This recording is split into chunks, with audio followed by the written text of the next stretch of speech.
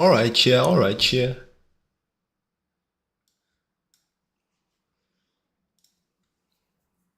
We made it. We made it. You made it. I made it. That was Christmas.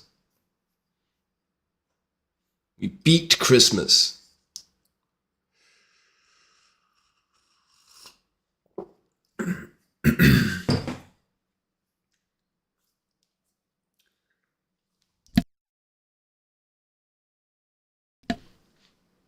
Christmas, the penultimate boss of the year. We defeated it. Now, now we get to do art again.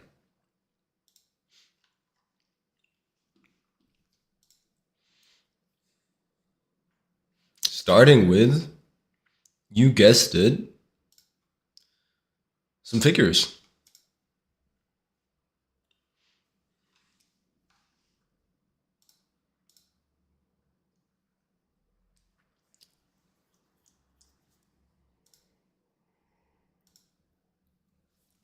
Oh, I'll admit, I'm a little tired. I don't know how people do that shit. Do Christmas while having job. It sounds insane. Sounds like crazy stuff. Stuff out of nightmares.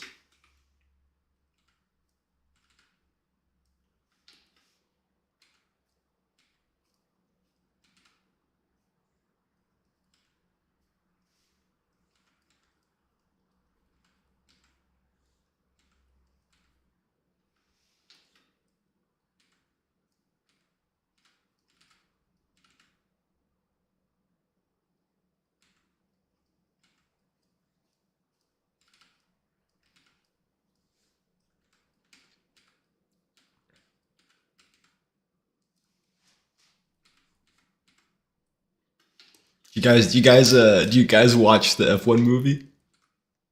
Not did do. Have you guys like me incorporated the F1 movie as a? Oh, maybe I should save this one for later. Maybe we'll just repeat it later.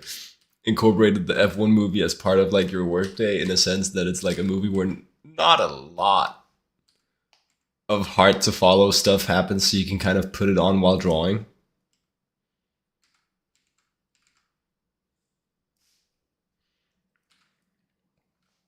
Though I mean, admittedly, I don't watch it as much as I listen to it.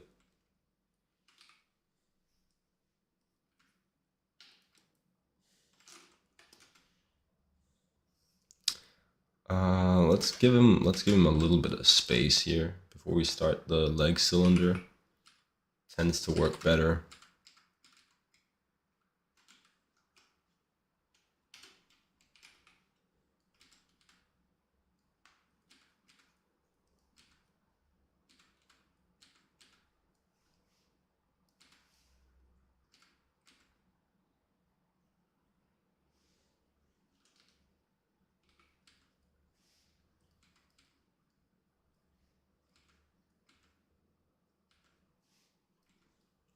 Well, I'll get rid of that noise. Well, I guess you aren't even hearing that noise, but I am. I'll get rid of it for that reason.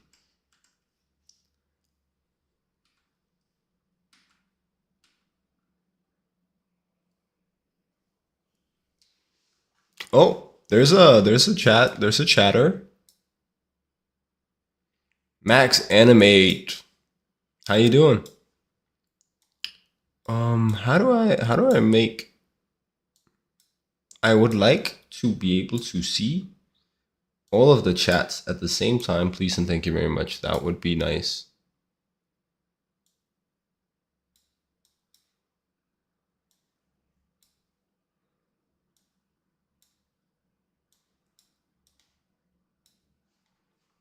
You're kidding.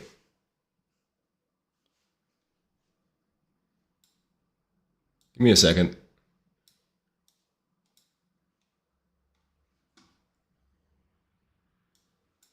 Okay, new strat, new strat. Close that one. Move you over here. Sick. We can see all the chats at the same time. Okay.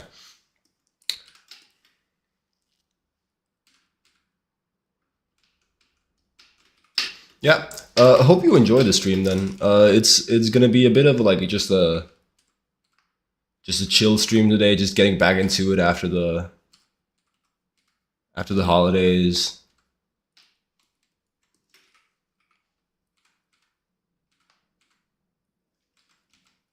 But then maybe it's a stream of potential. Because I don't know what the hell I'm gonna be doing today, so maybe it's a stream of infinite possibilities. I'm good, I'm good, a little tired, but that's all.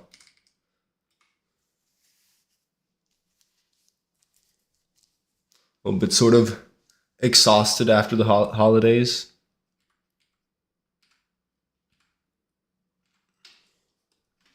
But glad to be back.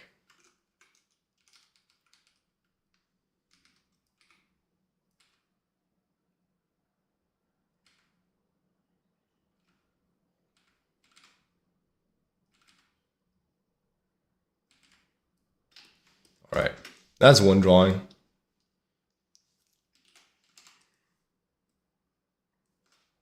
and then you just do another one like DJ Khaled.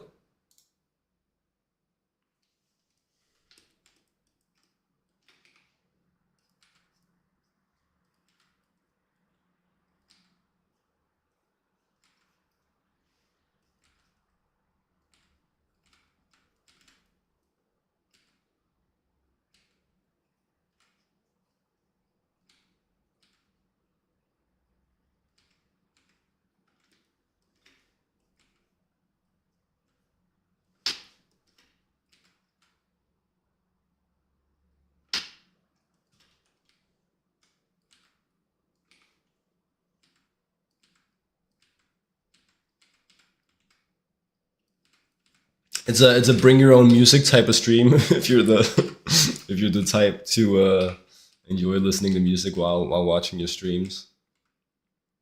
Decided recently that I won't in fact be getting DMCA strikes and will instead just let you guys control that.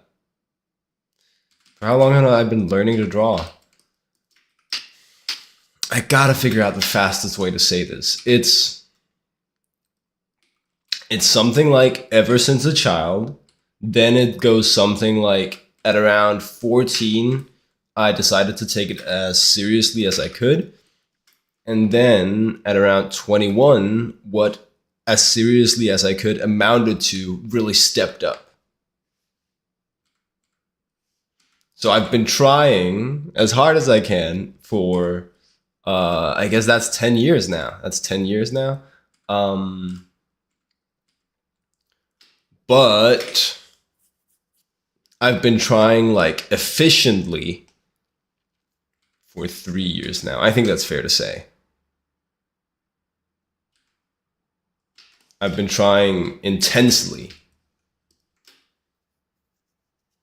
for 3 years.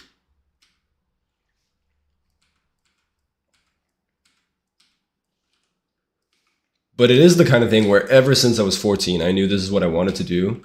And then the limiting factor became,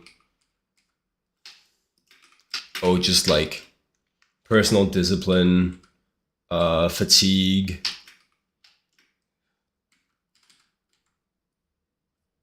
knowledge of how to study or gaps in same knowledge.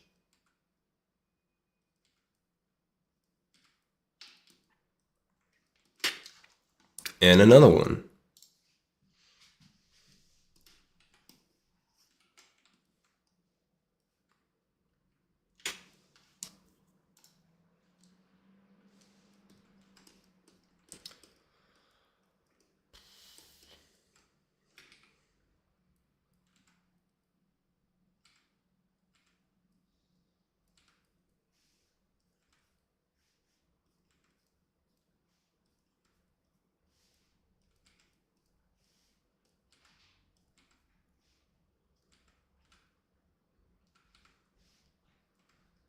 What about you? How far along in the journey are you?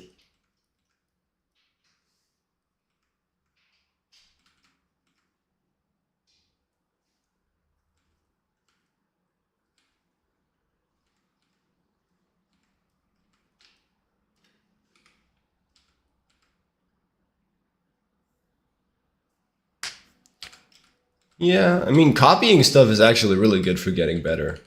Maybe if you'd have stuck to that. No, I'm kidding. Yeah, I guess most of us draw as kids.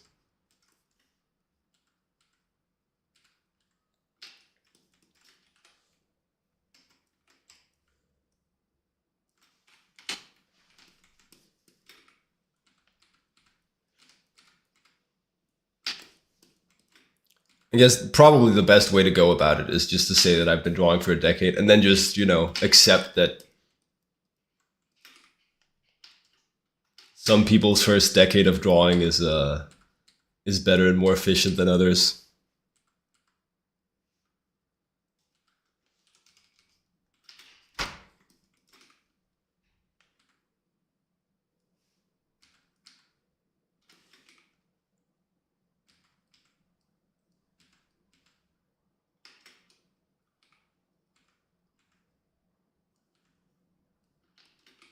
Been learning to draw for almost 4 years. First 2 years, you're just curious, trying everything without knowing about fundamentals at all. Right, right. Yeah, that's a big thing. And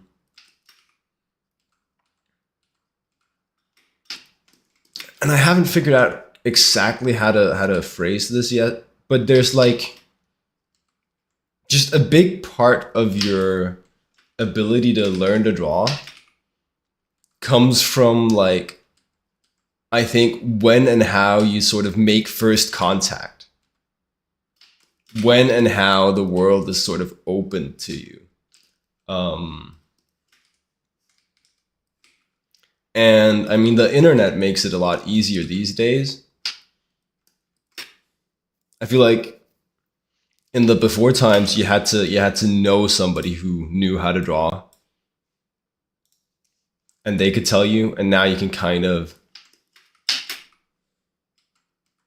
It comes down to you need to realize that there is a skill that's drawing, and there is a way to train it, and there is like a way to get a job from it, right? And until you know these things, you really can't go all in on it.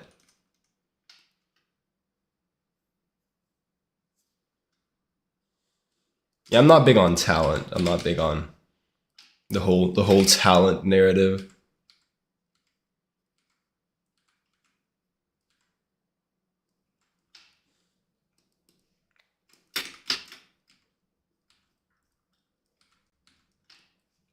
Like my first contact was complete coincidence. I was going home from like returning home from like a bouldering competition in a different part of my country than where I'm from. And on the train, I meet a graduate of the animation school that I, 7 years later would go on to study at. But if I hadn't made that first contact, I might never have realized that my hobby of drawing could be a job one day. Um, and I don't know. That's really interesting to me because that means that one meeting, that point of first contact, is the difference between me and someone who never learned how to draw, even though they really have a passion for it and would have become amazing if just they'd made that point of contact. Um, and also having that first point of contact at 14, it's also the difference between me and that prodigy who had it at 5 and then went on to become exceptional squared, That's your fate. It's at least I think it has an outsized impact on the drawing skill you end up having.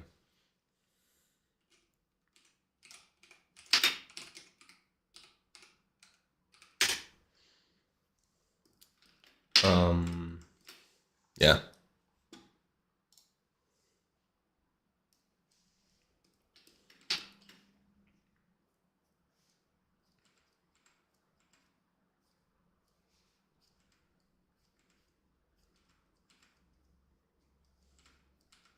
I don't think it's very productive to attribute everything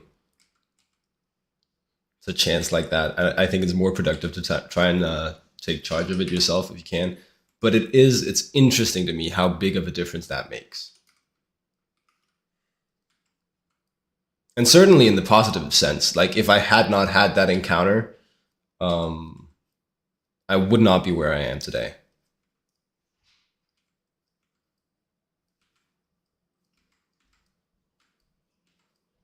I might be like I don't know, like a mathematician instead, or like a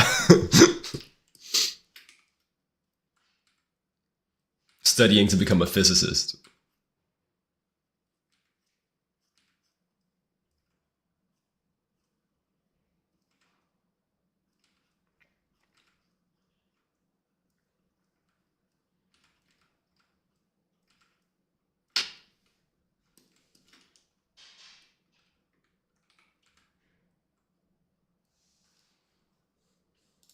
And it's always sort of like an inflection point when you talk to pro artists.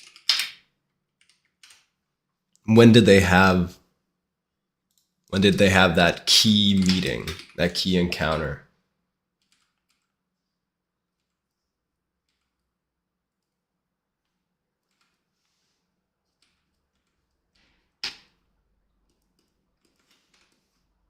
Oof, man, drawing's hard. Drawing is hard.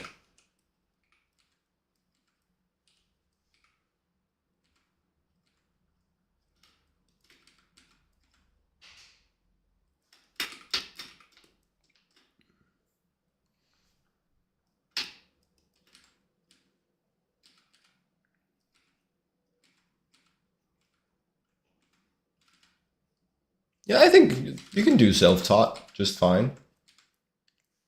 Art school is really strong for connections and community, right?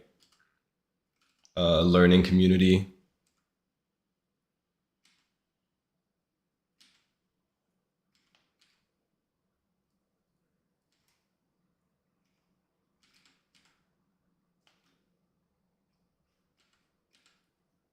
which is like one of the main ways you can make practice easier to do is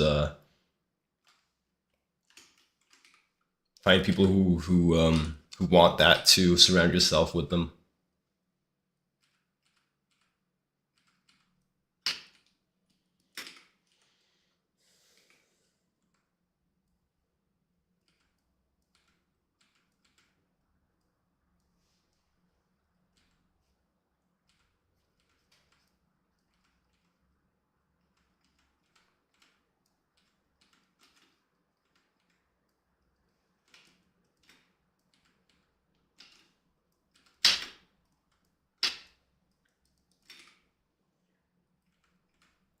Also, I feel like art school was really useful to me in the sense that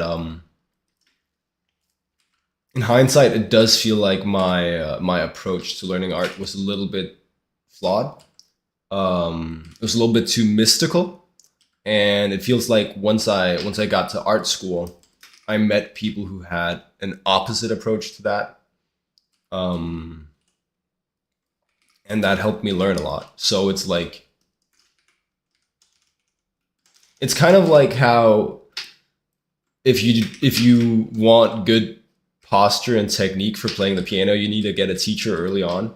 Like if your methodology for learning is wrong, it's really good to meet some people who just have like a different perspective on things.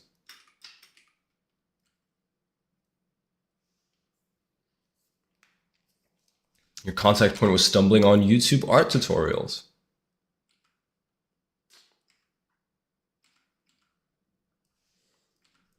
Yeah, and I think so.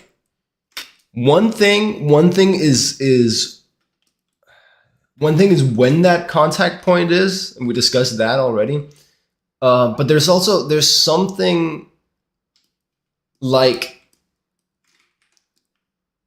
the quality of that contact point. That contact point, that first contact point, can be better or worse for you. Um, Unfortunately, I think YouTube art tutorials has the potential to be quite like it can be quite a poor first contact point, or it could be quite a good first contact point. I think with art, Because you certainly need to find the right YouTube tutorials. You risk stumbling onto idiots like me who are fresh out of art school. Um,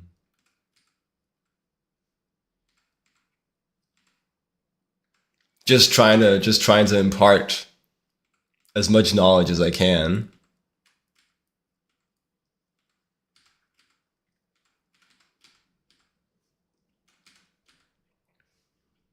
I guess what I'm trying to say is the quality of art teachers on YouTube is not ensured. There's more of a positive impact for you. No, that's good to hear. That's good to hear.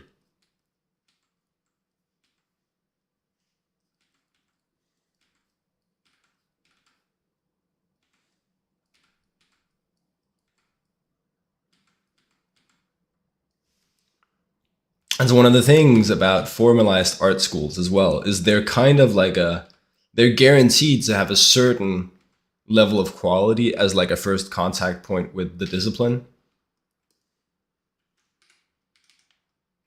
And not all sources of information are guaranteed to have that certain quality.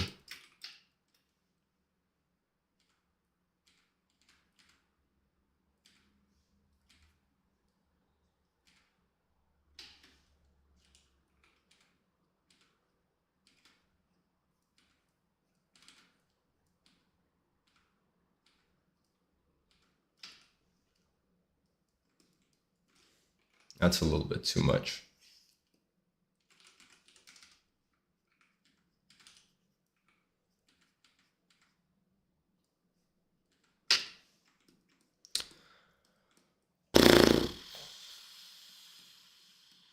Try that again.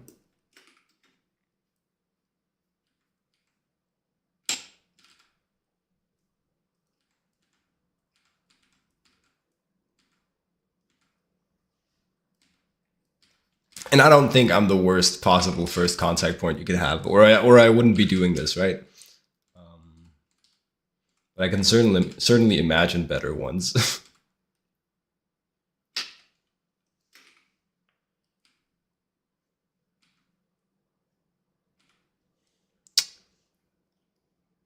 Come on, come on. I want contrast between ribcage, pelvis.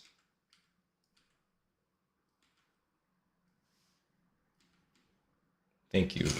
I want less of a stretched torso.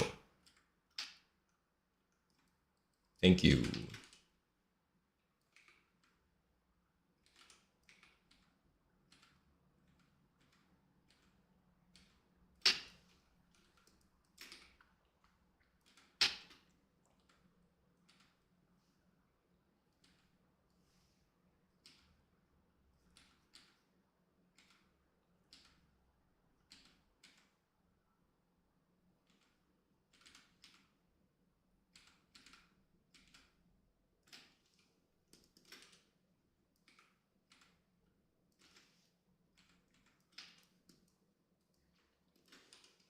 Friend of mine, when I talk to him about it, sometimes seems a little bit anti-teaching art.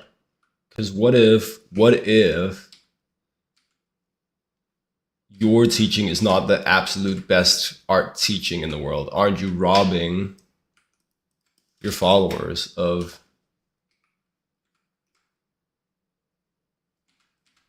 the potential to learn from good education, right?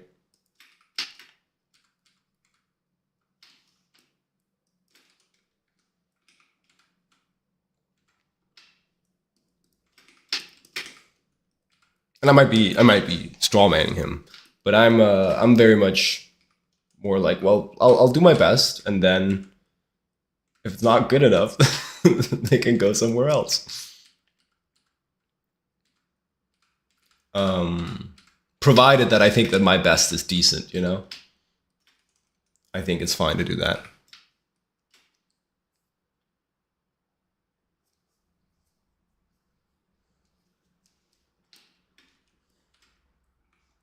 Yeah, you just need. I mean, I'm sorry to hear that because teachers can be really great,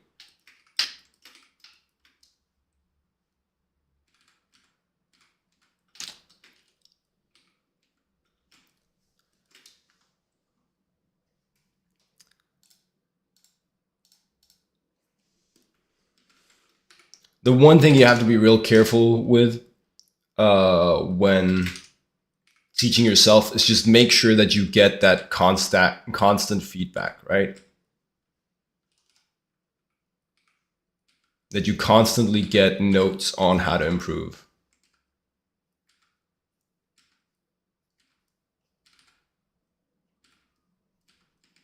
It's one of the most important things, right?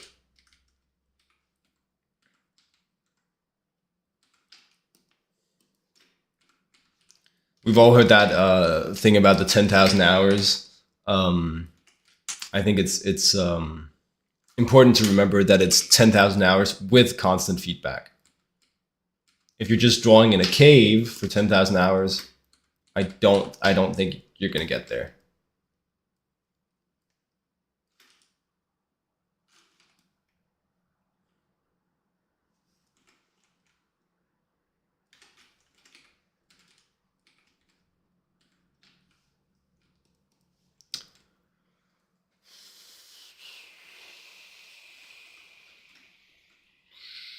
Sure, sure.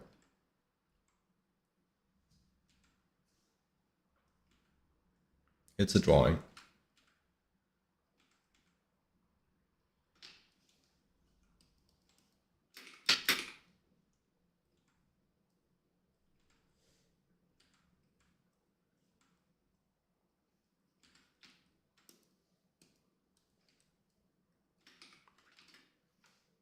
That's good, man. That's good.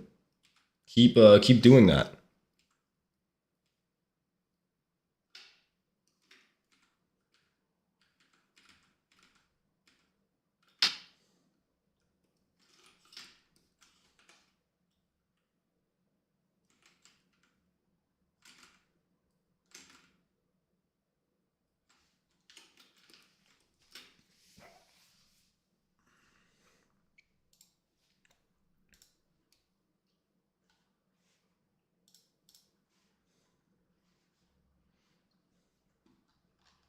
Never end on a loss. Always end on a good drawing.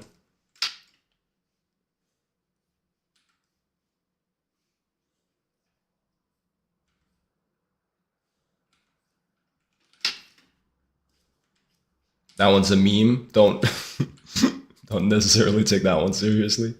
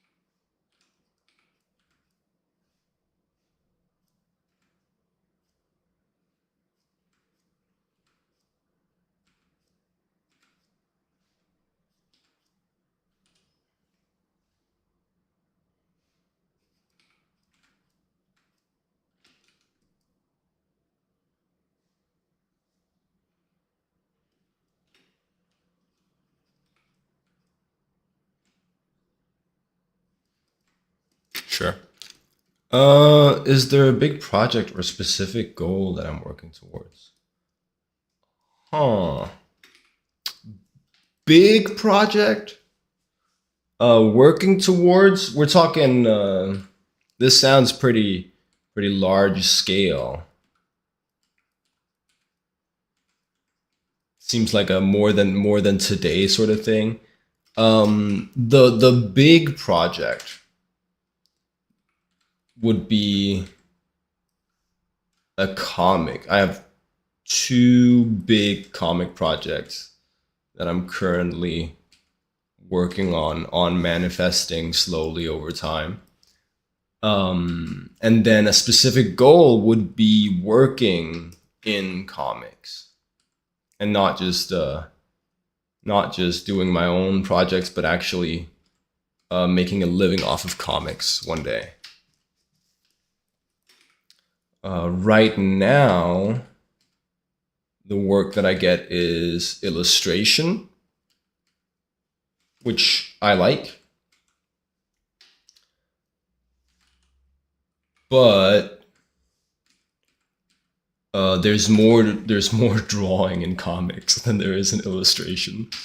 And so for that reason, mainly, I want to try and pivot to comics over time.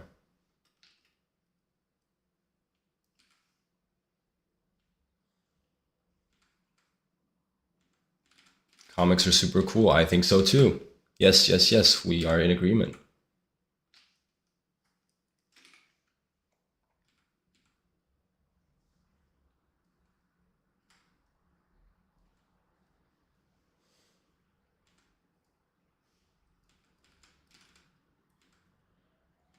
And it came from like what are my goals with art?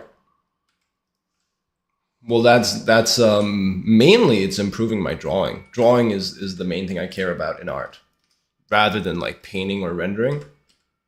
And so then I went, well, where do I see the best draftsman? And that would be comics or animation.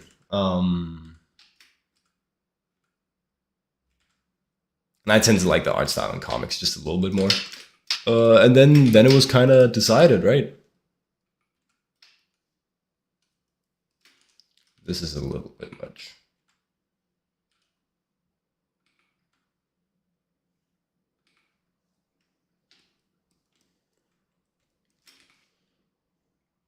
Nice, nice.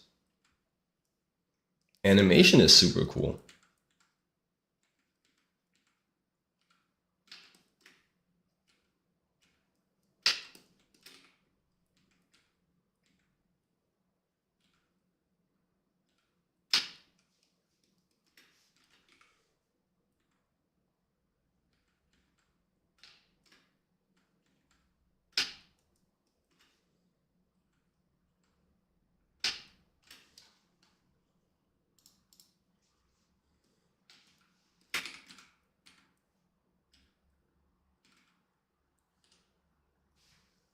Love cell shading and heavy line art way more than rendering and painting.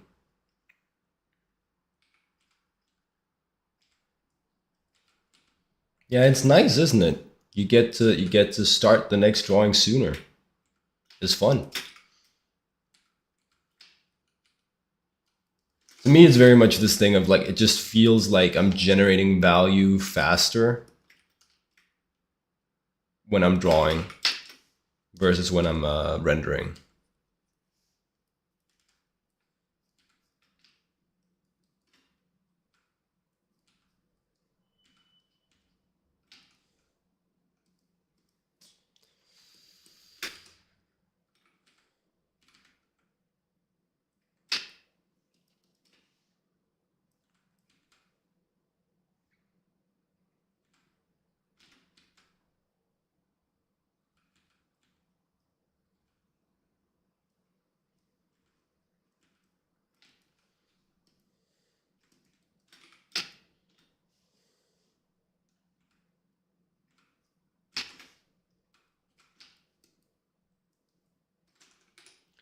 Yeah, that's not. This is not.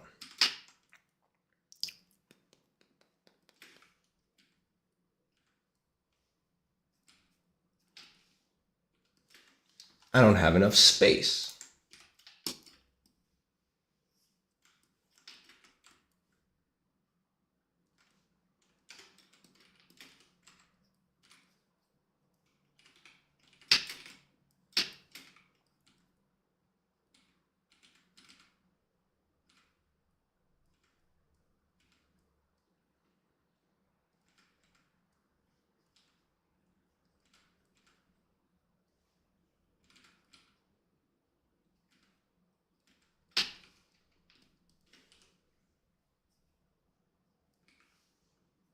You're you're currently working on making your anime? That sounds dope.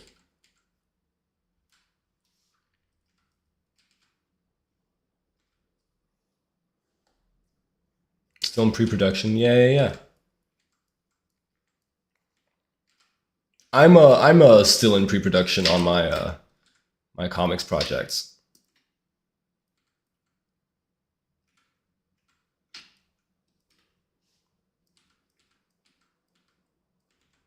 But in a way, aren't we all?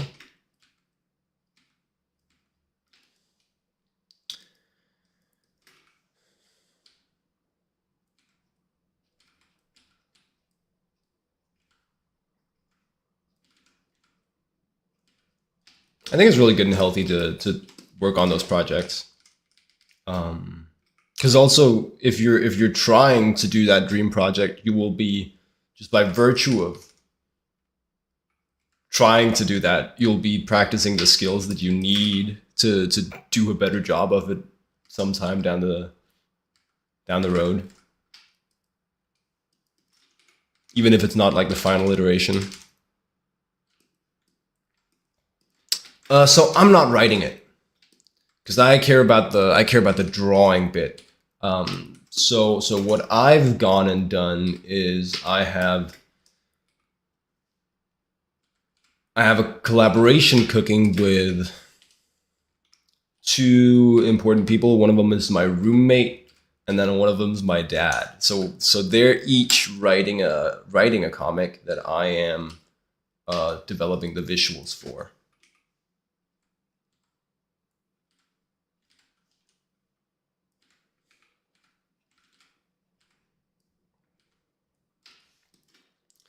And actually, if you look at a lot of my recent Instagram posts, a good amount of them are for one of two one of those two comic projects.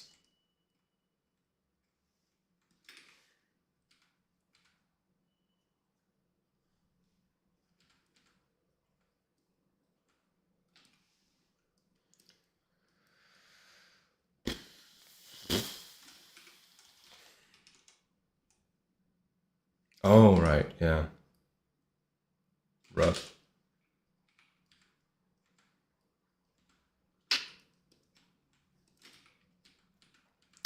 And DJ Khaled. I'm doing all the drawing work and the concept artwork. That's the idea. That's the idea.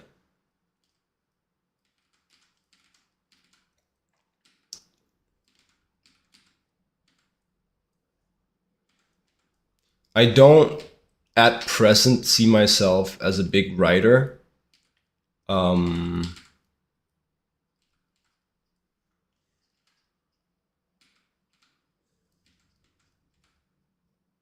I don't have many big things that I care to tell the world about. Um,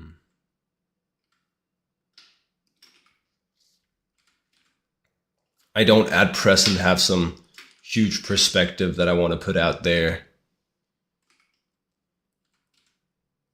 but I think these guys do.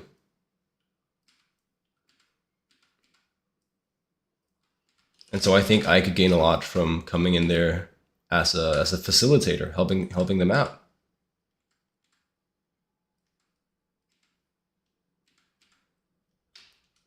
And it's been a really enjoyable experience so far. Of course, we're just in pre-production, doing concepts.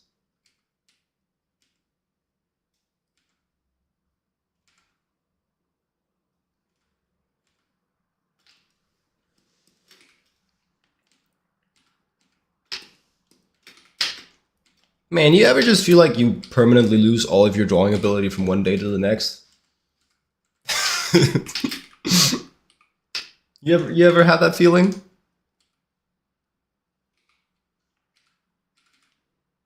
been this way for like a week and a half.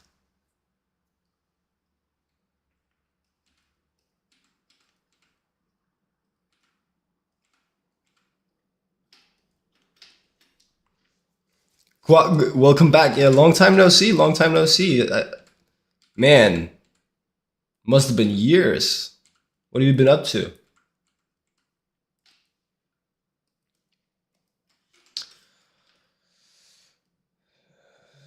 Try that one again. Try that one again.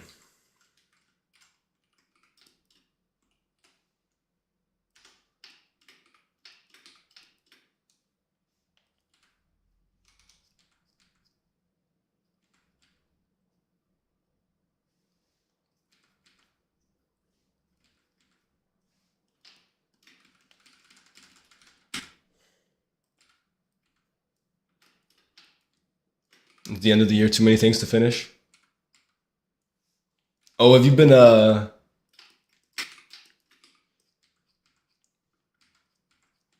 little light on your New Year's resolutions? Like you got to do 1,000 pull-ups tomorrow, or you, or you're dead. Handstands lagging a little bit behind. Need about 200 figure drawings. Or you have to buy your friend a shawarma. Stuff like that.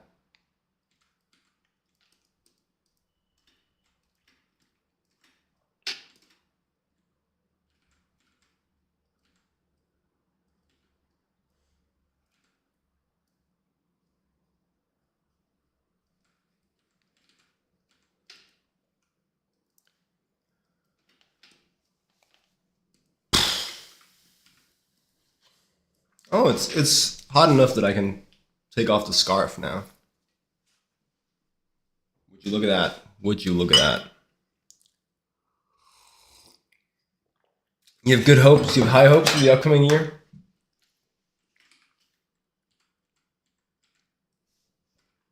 This is good. You can't disappoint yourself if you don't have lofty goals to begin with.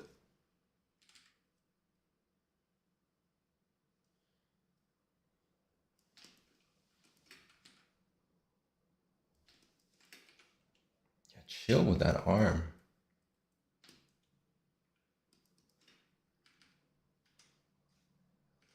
Just finish pre-production, hopefully.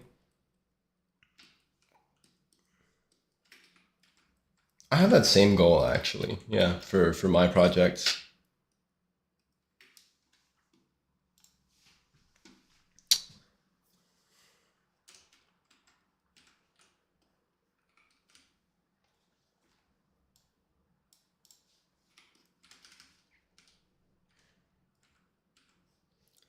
Okay, let's see. More of an angle to the rib cage, specifically. Bit more intentional with the form, if we can do that. No, it's a YouTube chatter, Quag. It's a YouTube chatter. I didn't know Twitch did invisible chatters.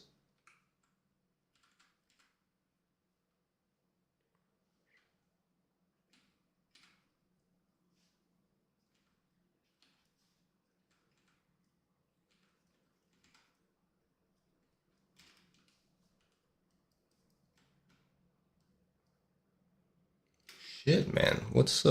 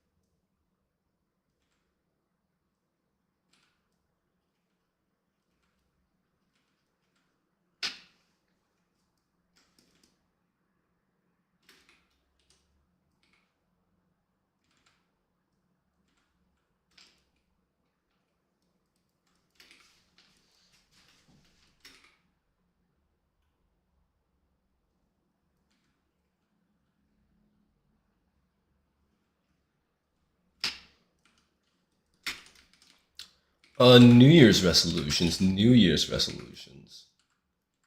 What did I say? Yeah, finish pre-production on the comics. I'm trying to get trying to get made, have made, make.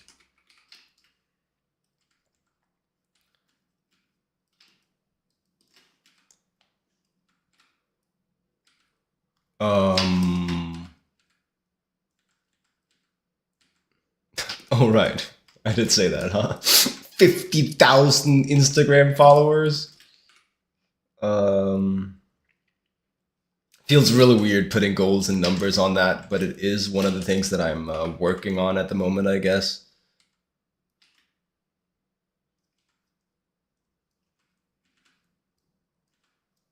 And make money to pay for rent and food. That's a big New Year's resolution for me, probably.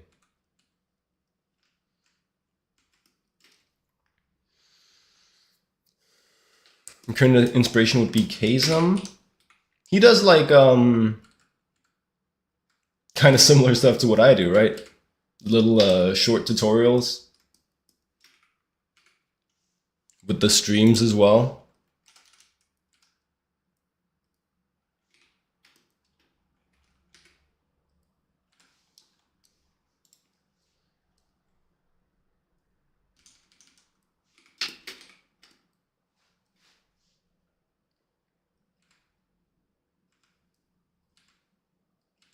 Don't feel ashamed. That's a well, largely an unproductive emotion. Feel psyched. Be like, yeah, man, I didn't finish this year. I'm gonna. Oh, am I gonna finish that next year?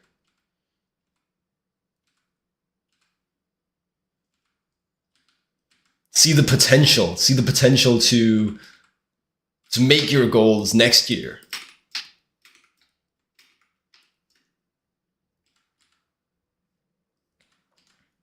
But Kasem was first, so so he's the cool guy. It's okay. It's okay. I was too slow.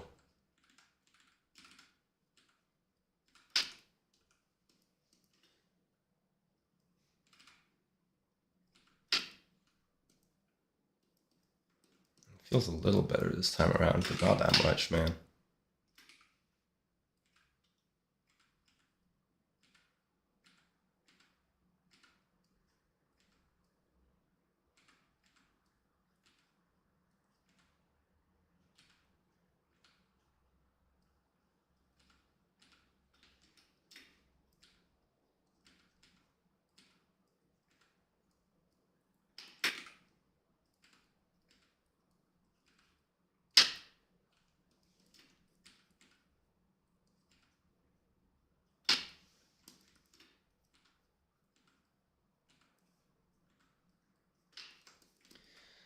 All right. What do we? Let's. Okay. Give me a second.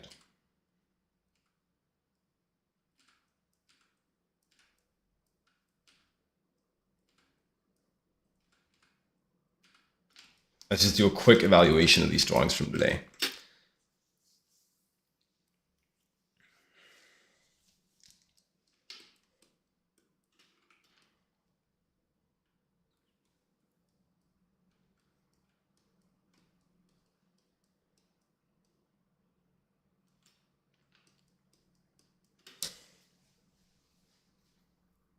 Yeah, yeah.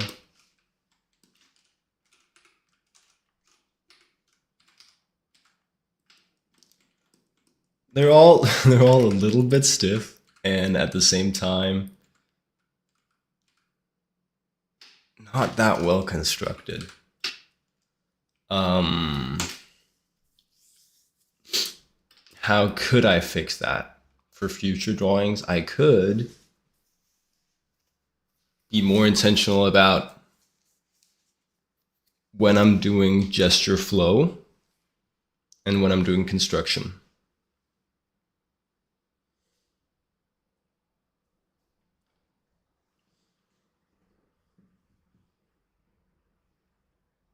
And I think I need to try and figure out a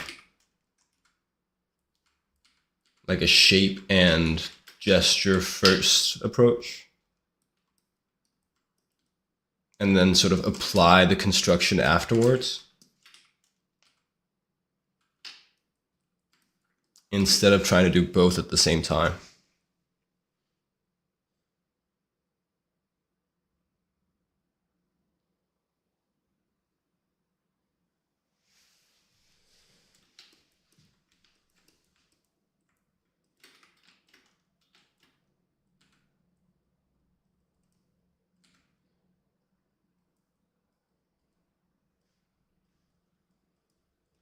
I feel like that tends to give me better results.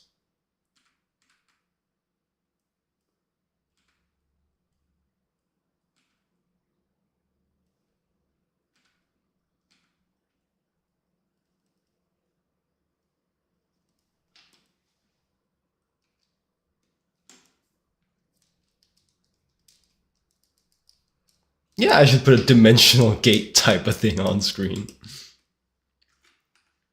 You mean put the YouTube chat and the Twitch chat on screen?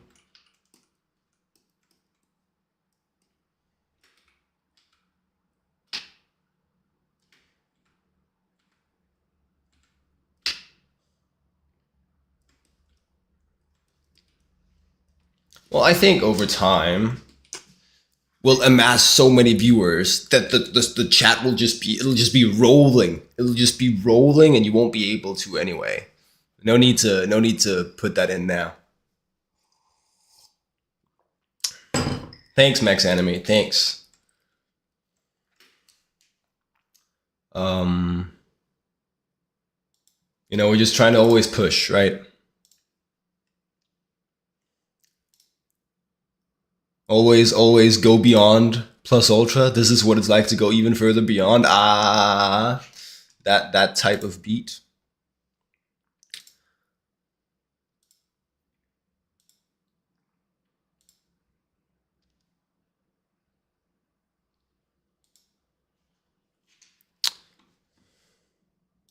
You're so close. It's a little bit tricky to get the spelling right.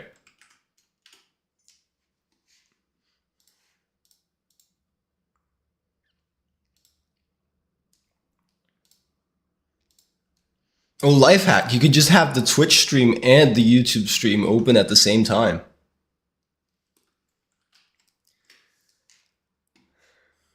Is it now that we go to Pinterest? This might be the time that we go to Pinterest. And just find references that feel more fun.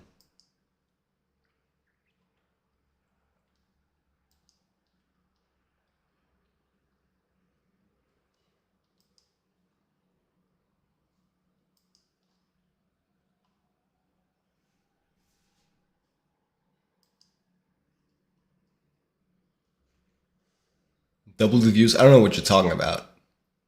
What does that have to do with anything?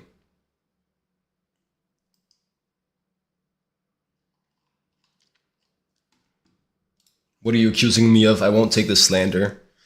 I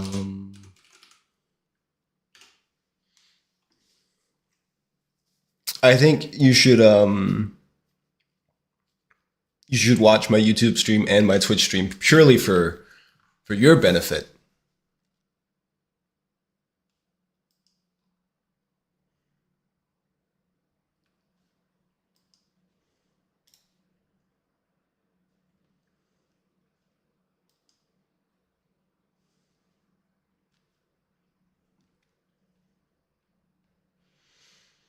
All right. Well, there's some refs. Let's draw them.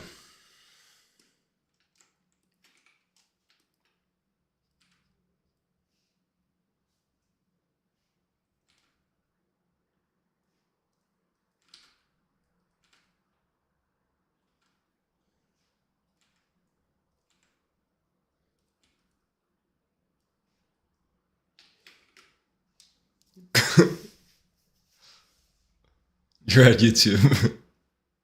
Quang curious. Yeah. It's kind of like a Marvel name, right?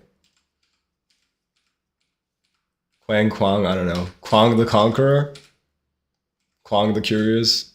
You're so close.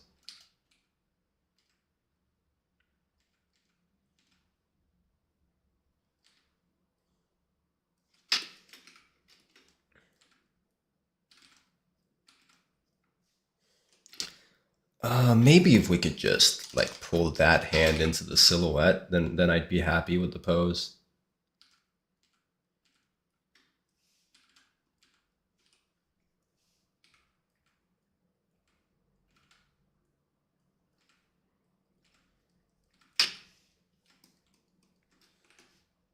A little bit more space for the shoulders.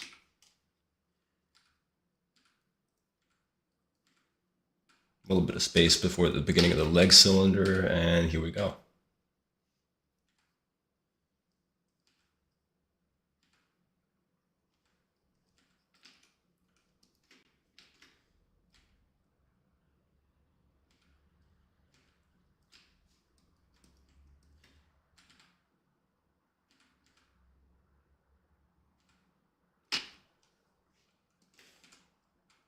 Only problem with the YouTube stream, and don't tell anyone, is it sometimes has like a longer delay.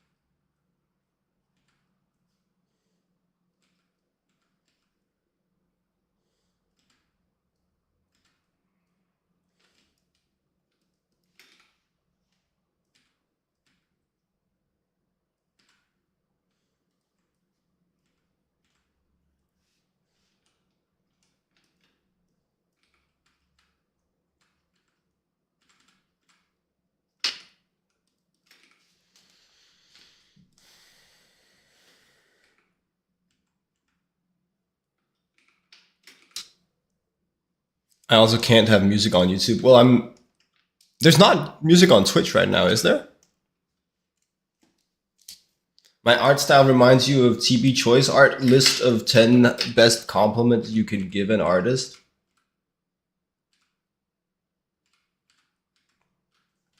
Starting with number 4? I don't know, that's a good one. That is a good one. It's probably not number 1, but it's a good one.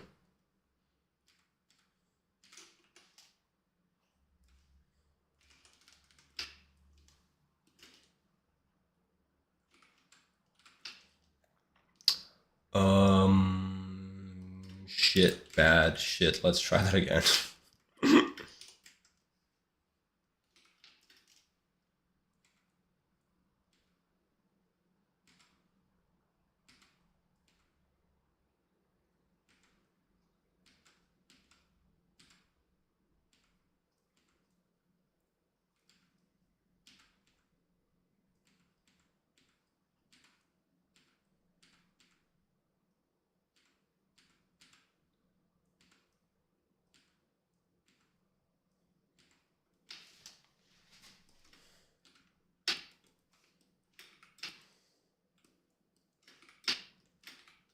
Yeah, her art is really good. It is really good, and it is something I've studied.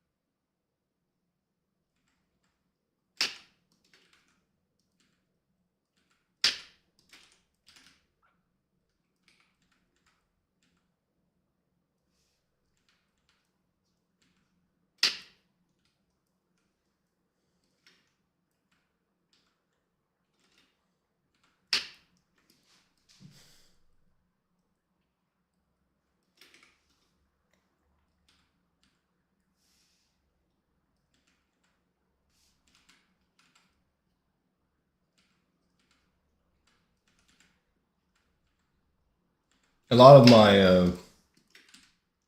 mannequinization, when I do it well, should look like TB Choi's, because that's an intentional choice. That is, at least that's something I aspire for it to look like.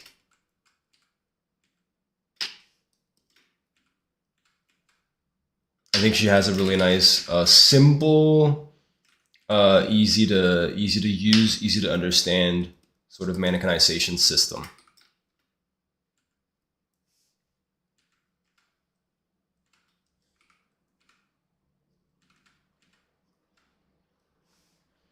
with like the right amount of segments and landmarks, where it's really easy to overcomplicate, I think.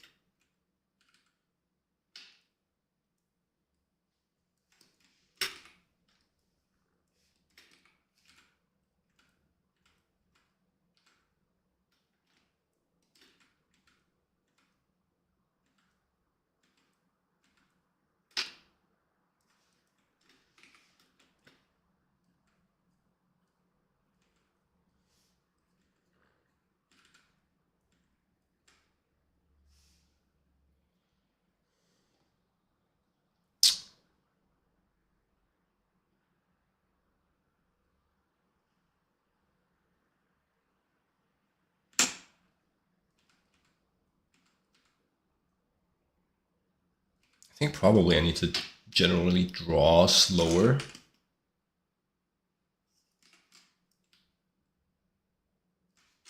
I think I'm rushing a little bit too much.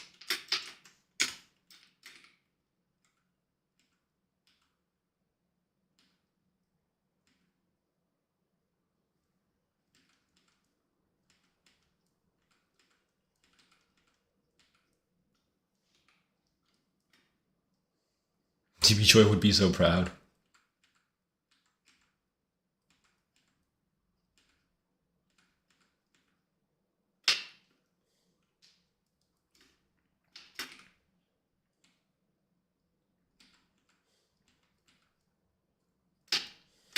I don't know, man.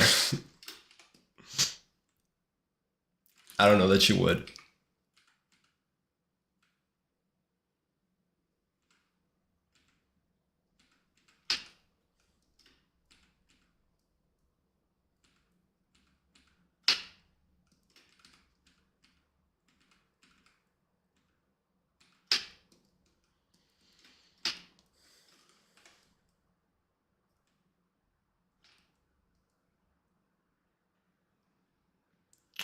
See, that's not good.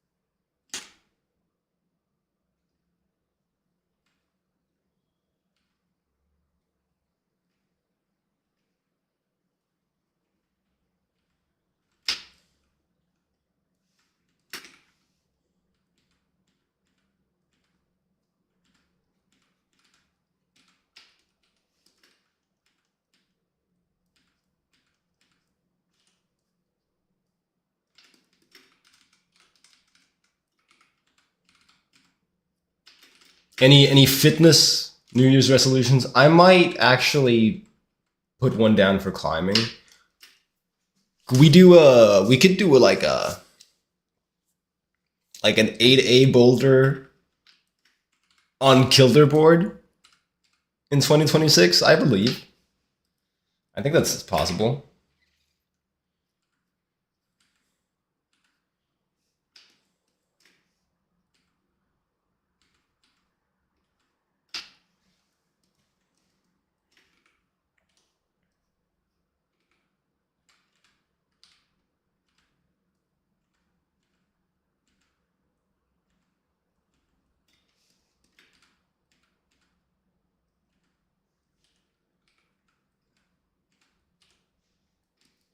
For reference, right now, the best I've done is a 7C. And the gradings go 7C, 7C plus 8A. The grades go, yeah.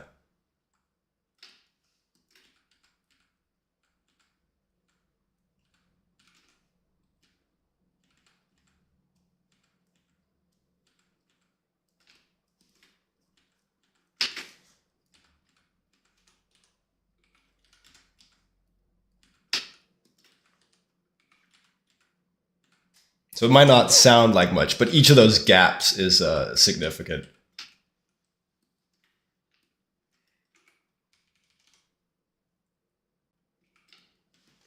I was doing like a fitness goal for, or like a sports goal for 2026. I think I want to do an 8A boulder on the kilter board. I think that's good. It's within 2026. I'll do an 8A boulder on the kilter board. That is, it's a specific goal. It's measurable. It is uh, uh, attainable. It is realistic, and it is time bound. So it's a smart goal.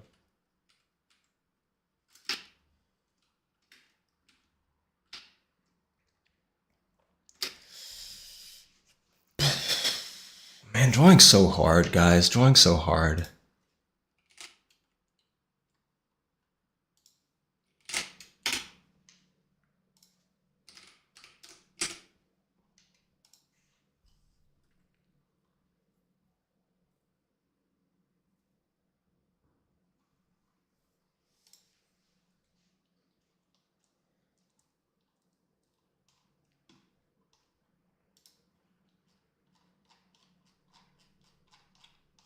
I mean, I've talked about it before, but I really like the smart method for goal setting.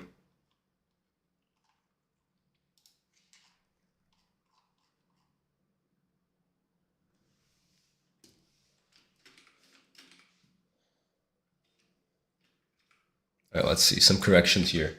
First,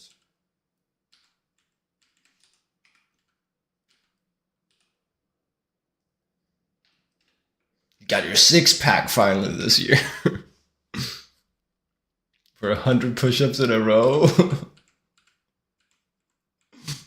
I'm sorry, man. That's such a One Punch Man sort of fitness goal. I mean, you do you. That might be mine for next year. But it's such a like, yeah, 100 push-ups, 100 sit-ups, 100 pull-ups, and then a 10-mile run.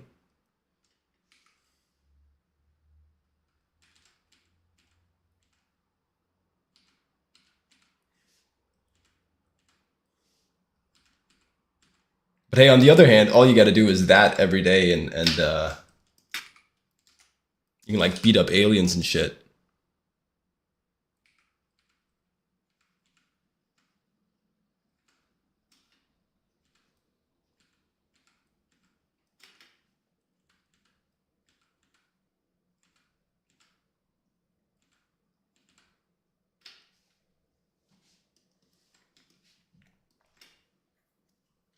That this type of leg, the coming towards you subtly in a walk type of leg, I'm so bad at drawing.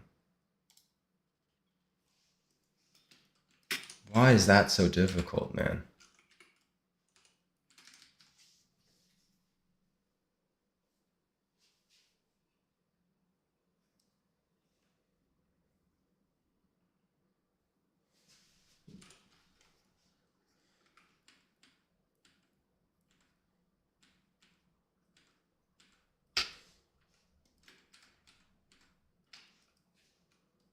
Feels a little better, a little less floaty.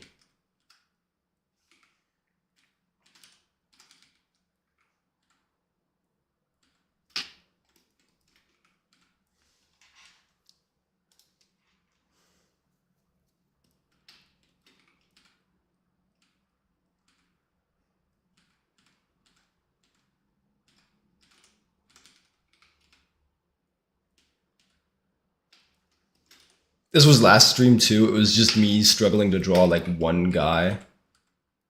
It's gonna be every stream in perpetuity now.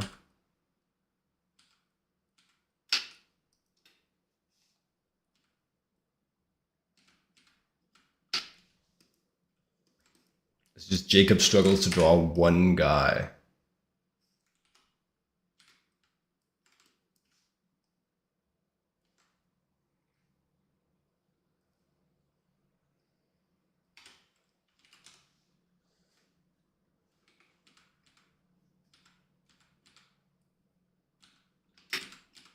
Oh, you're doing calisthenics? I almost had my handstand. For a brief moment in time, I almost had a handstand.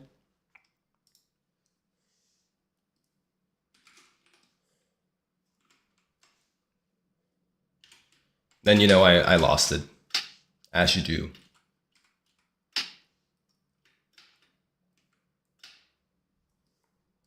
But for a brief moment, we were almost there.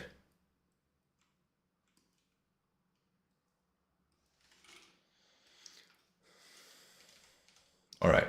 Let's say that's good enough. And then let's, draw the rest of the owl.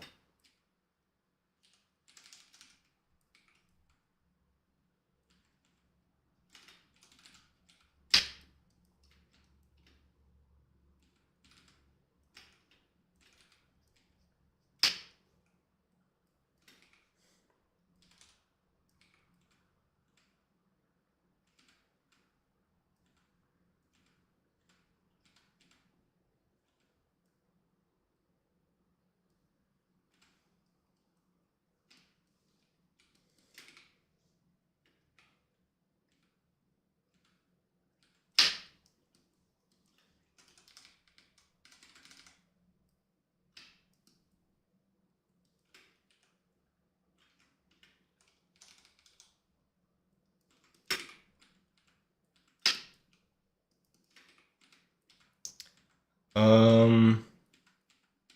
Okay, max animate. I'll stop. I'll stop.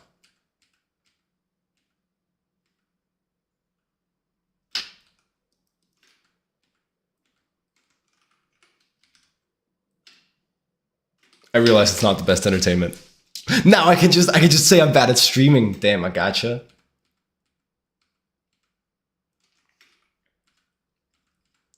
Pro tip, draw the object that the hand is holding before you draw the hand. I swear it's going to give you a better chance of guessing at how the hand will hold the object.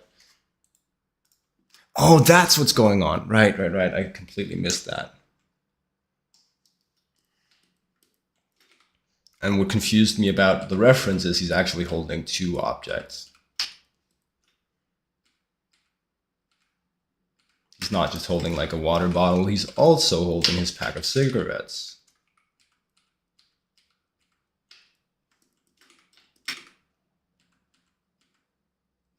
I'm bad at airbending. So what? So are you.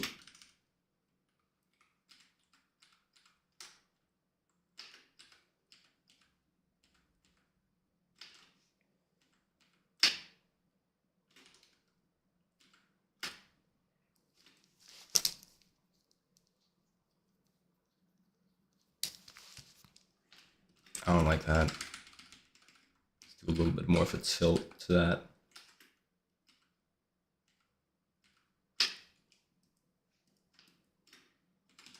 Aren't we all? That was the joke. Yeah, yeah.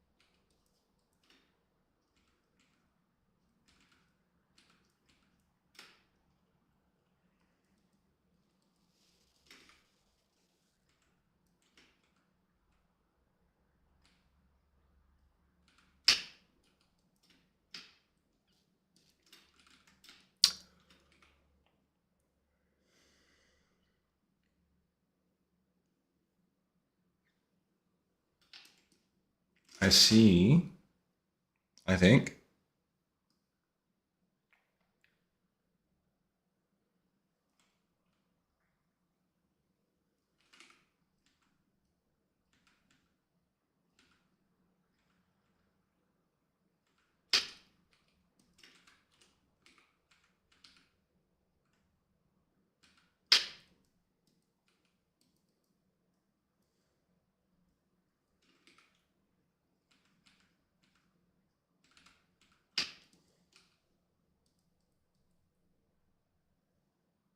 Oh no, I see. Yeah, yeah, yeah.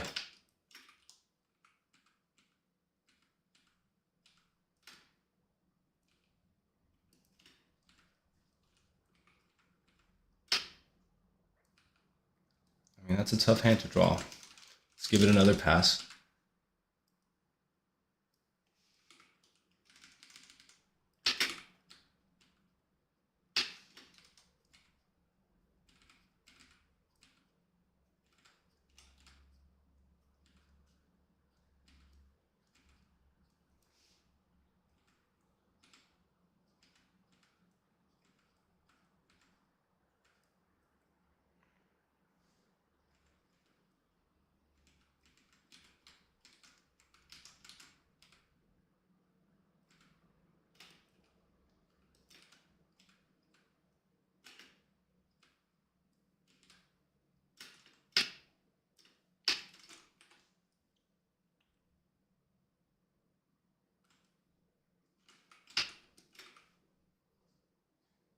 Any animated series I'm watching? Is there? Is there? No.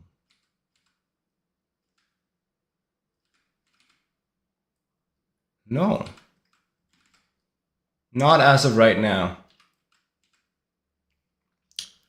Um,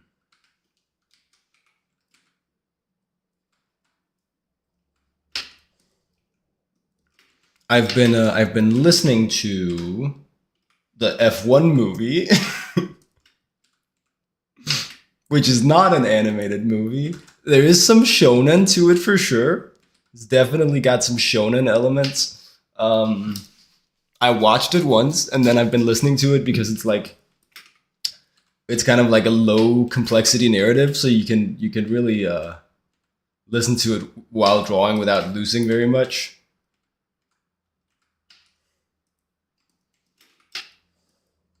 It's kind of the same thing. Any comics? So okay, well, of course, the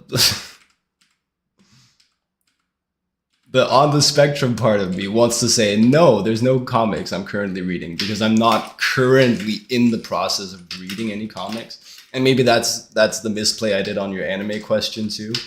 Um, because you just wanted to talk, and I was like, no, I'm not currently watching anything. I'm not currently reading anything.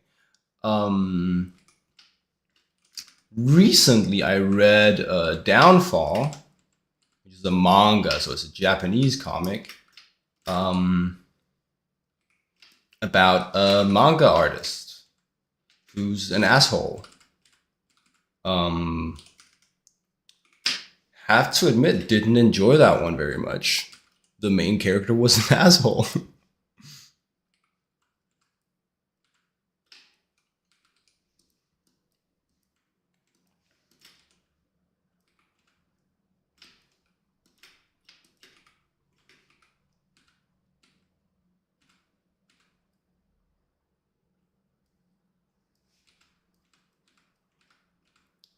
um, Now, some people will tell you that's the point of that manga, is that the main character is an asshole. And that's where I will tell you that's a bad point. I don't like that point. Have a different point to your manga.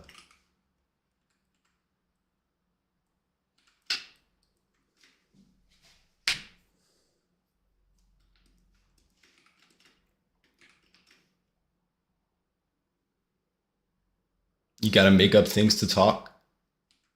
Downfall's a real thing. Downfall's a real manga. I haven't seen Fiona and Cake. That's why I skipped on the quick time event.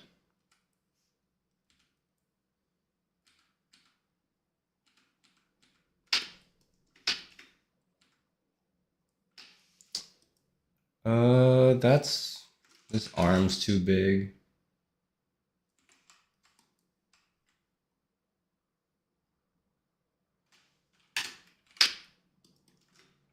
Hands too big.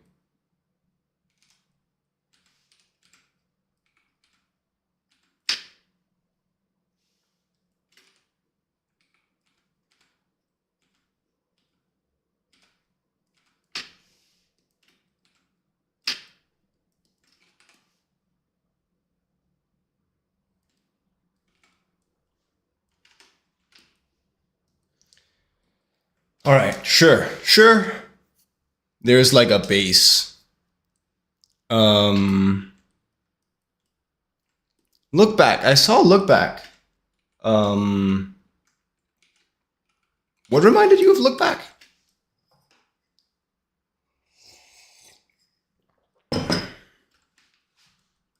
Is the main character an asshole in Look Back? I don't recall that to be the case.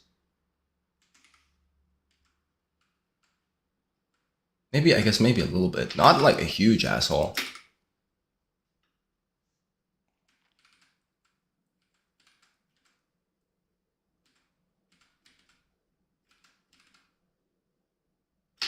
She was like, I'm the goat and you're not, so you can just help me with the manga type of deal. But that's like regular middle school assholery.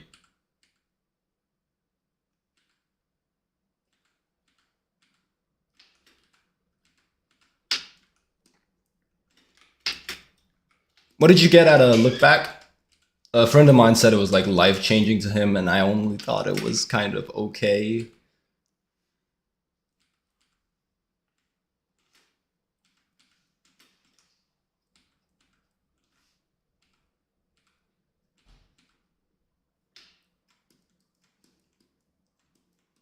Not so good, you know?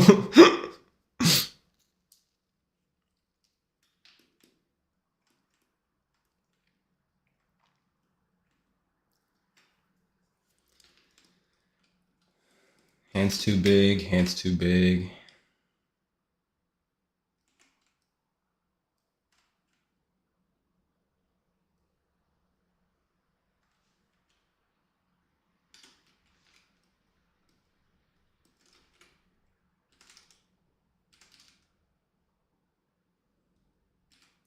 It's a good story. Yeah, well, okay. Elaborate.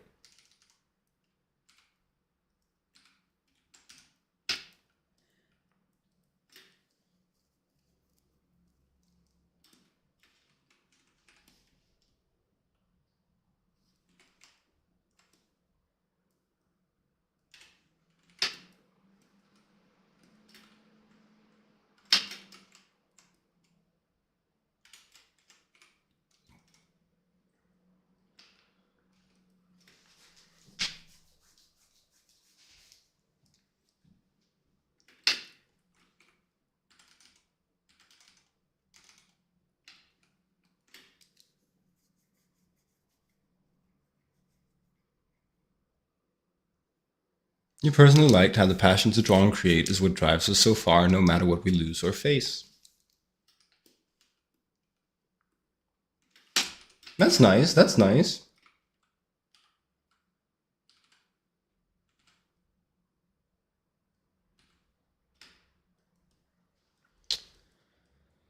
All right, clothes, clothes. What do I know about this guy? It's the protagonist. I'm still battling the protagonist of the story. Um, I keep bouncing on him, and I think it's because I can't find what's interesting about him.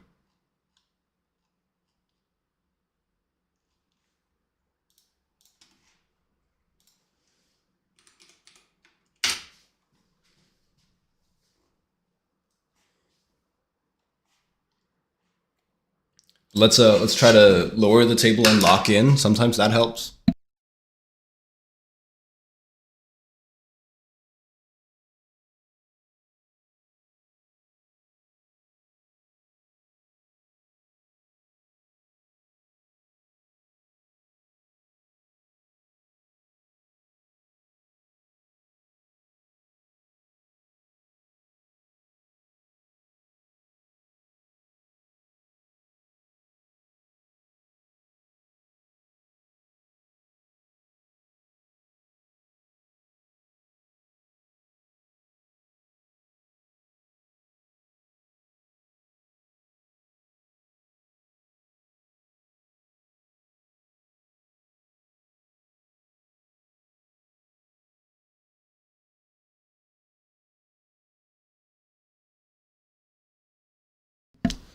Man, I always get mad that protagonists have to be so vanilla.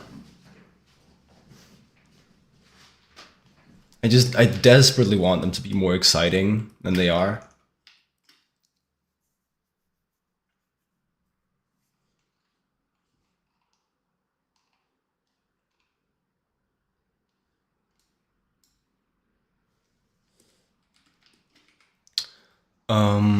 Okay.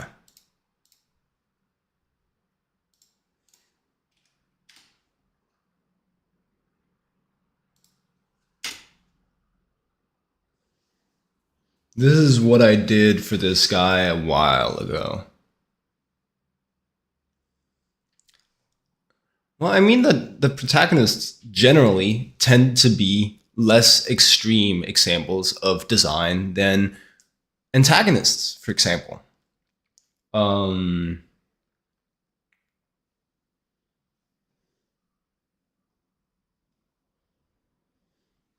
you look at like Luffy's design, and then you look at Kaido's, or what's his name? I think it's Kaido, the big dragon guy. And it's not that I think Luffy's actually a very iconic design, um, but it's just more muted.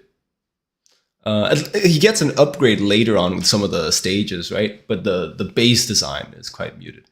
Um, what are some other examples? It's what triggered me. I'll tell you what triggered me is that I have some briefs in front of me from my roommate who I'm developing this project with, and one of the written briefs for this guy, one of the pieces of information I have for this main character is that he has the usual protagonist vibe, and that made me think. That gave me the knee jerk reaction of, man, I dislike that there is a usual protagonist vibe.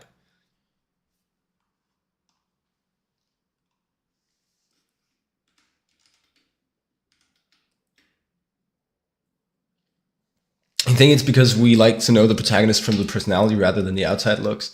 I think a big part, touche, maybe you're right. I think a big part of it as well is that the less specific a design, the easier it is to identify with it. Because the less it is differentiated from you, the reader. And of course, shonen anime targeted to shonen, you like boys, you tend to make the protagonist a boy because it's easy to identify with him. If he were a 2 meter tall dragon man with weird mustaches and tattoos and a strange fashion sense, the knee jerk reaction for the boy reading the manga would be, well, that's not me. I can't identify with that guy, right?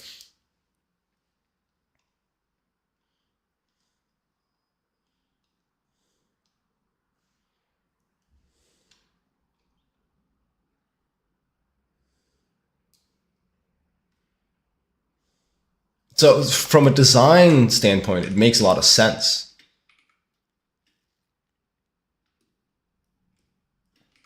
I'm just a little bit bored by it. Okay. Um, he's gonna be wearing a leather jacket.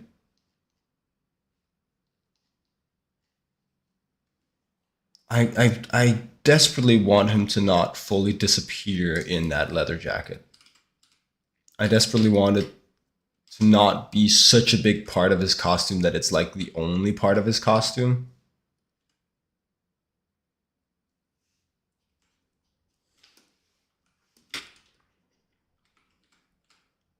And since both of his arms are supposed to be, which I guess you guys don't know that, but both of his arms are supposed to be like bionically engineered, bionically enhanced, maybe we could just do a leather jacket turned leather vest, and then you get to see the arms, right?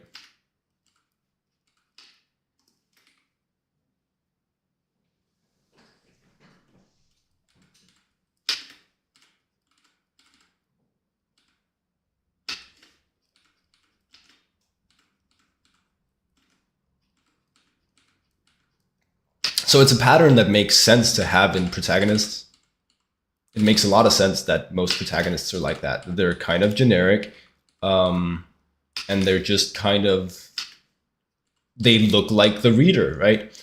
Um, but every time I see like a pattern like that, that's so consistent, um, I get the urge to break it. You know, I get the urge to break the pattern.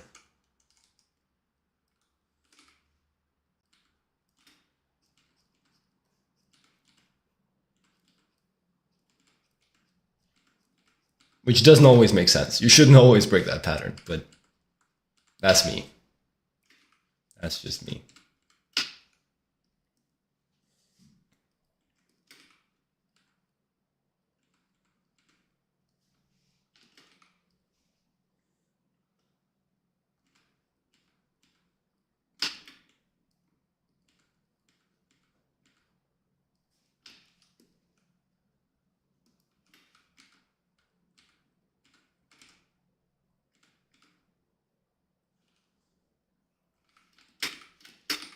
No one stops you. Well, in this case, I shouldn't do it, and my collaborator is stopping me, and that's fine. And I think he's right to do that. Something that's been a little bit tricky for me to learn, a little bit hard for me to learn, uh, is that these conventions exist for a reason. The reasons aren't always good, but when it comes to design, when it comes to visual design, those conventions often have to do with clear communication, an easy, efficient, effective read of what that character is about. You see a kind of boring, uninteresting reader insert, and he feels like a protagonist, and there's no barrier of entry to the story, right? You think it's a station specific kind of thing?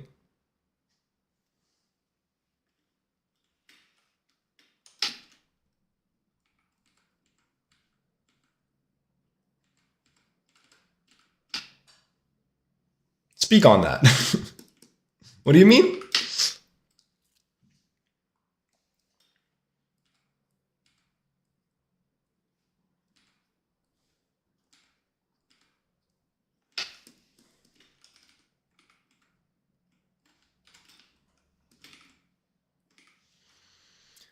And now we're designing. So actually, I've learned that this pen is kind of better for me for designing because I don't think as much about line work.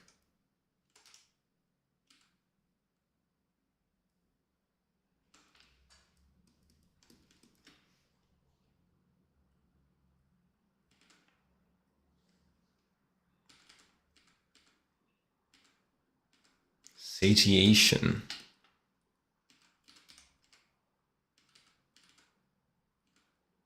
Yeah, like I'm full of it. I'm full of that design trope.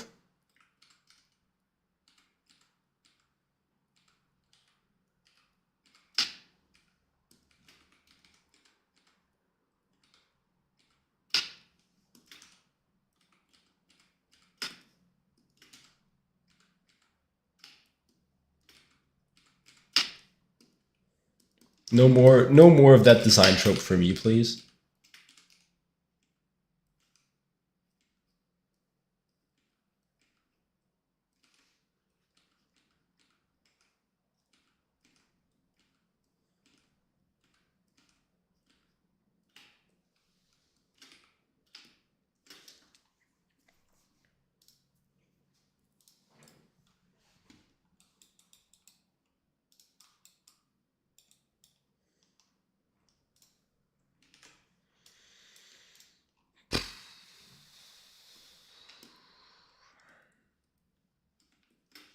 Okay. I had some different ideas for the arm here.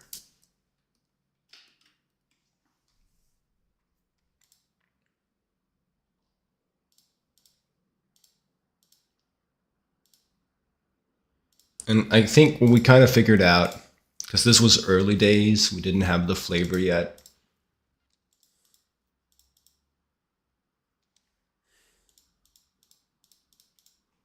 Is that the flavor is diesel punk for this guy.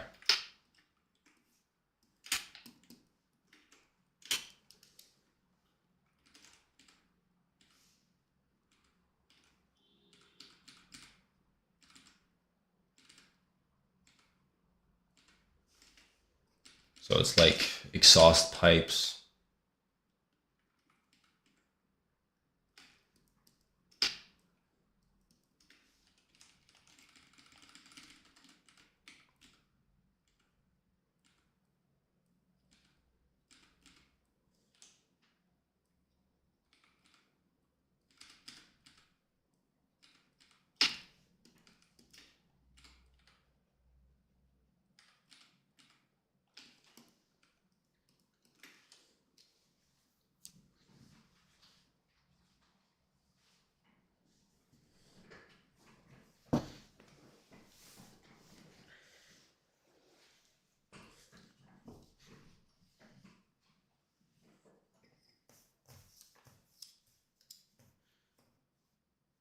I mean, you could say that. And I think, yeah, media for adults tends to be more varied in its main characters. But generally, I don't think it's wrong that as a general rule, media for adults has adults as their main characters. Okay, let me just give me a second. Let's see here.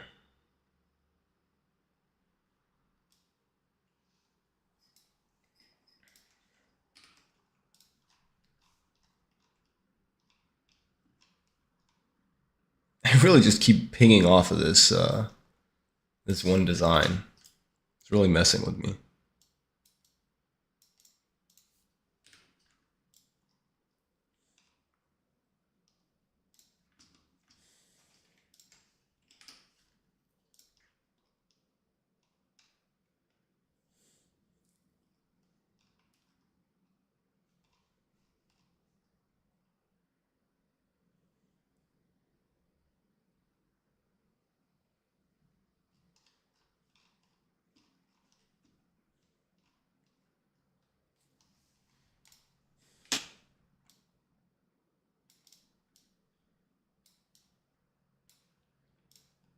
Hello, Oneirum. How you doing?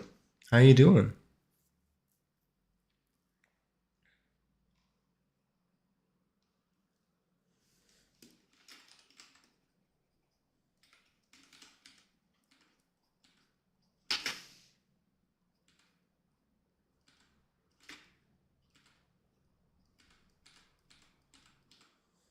Doing pretty good. Doing pretty good.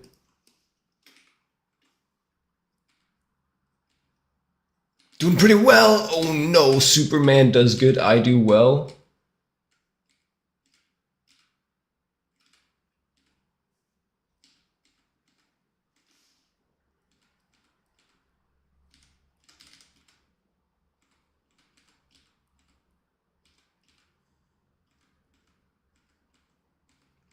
Can I use the bathroom? I don't know. Can you as answer to that question?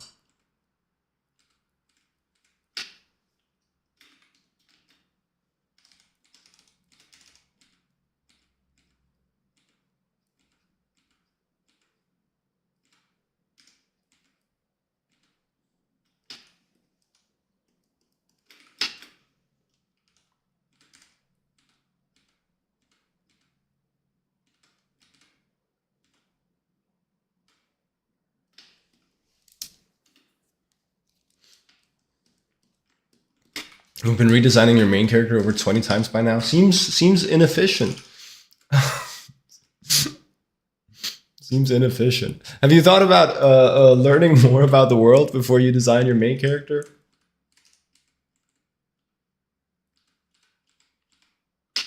Well, I'm not one to talk.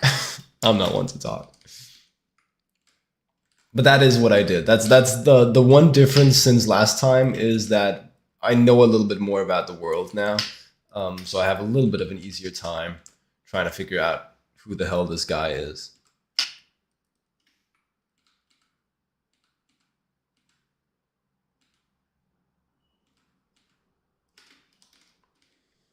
But let's see if that works like at all.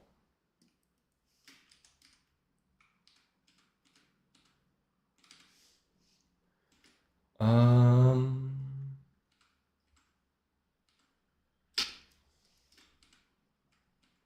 yeah, something like that.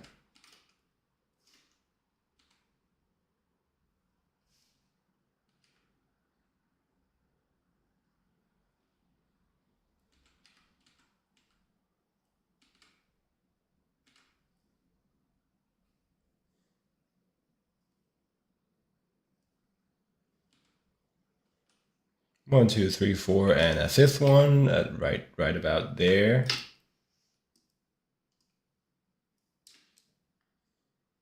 You did. Fair enough. Fair enough. And then we're equally screwed, huh?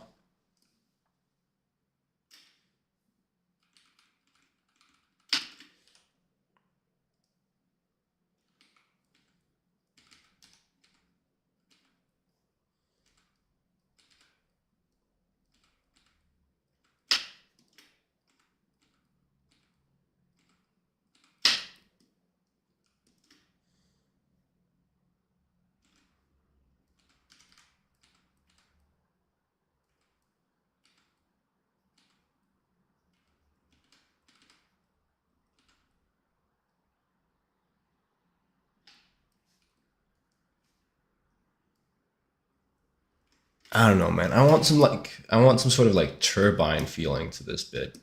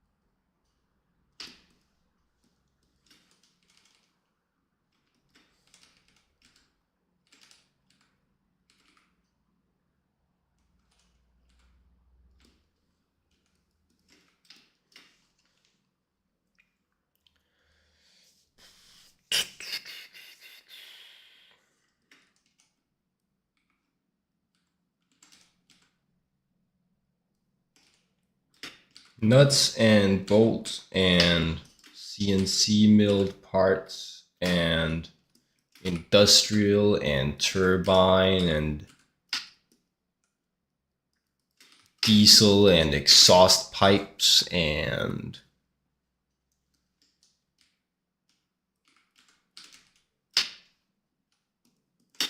okay, so yeah, so let's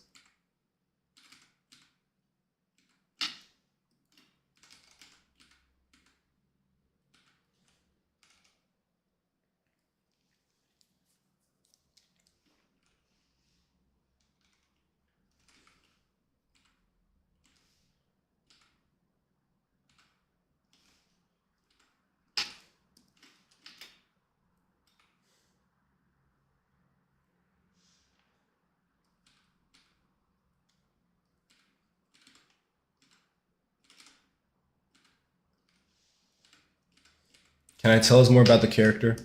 Um, yeah, he's kind of an asshole. He's kind of an asshole. Um, he's kind of moody and insufferable and gets mood swings. He's like a scavenger street kid in a post-apocalyptic diesel punk world. Um, oh, that design just does not work. Uh,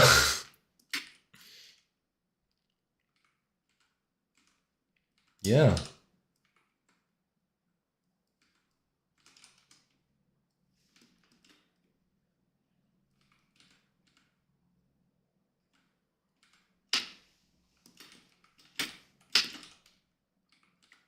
He's part of a gang.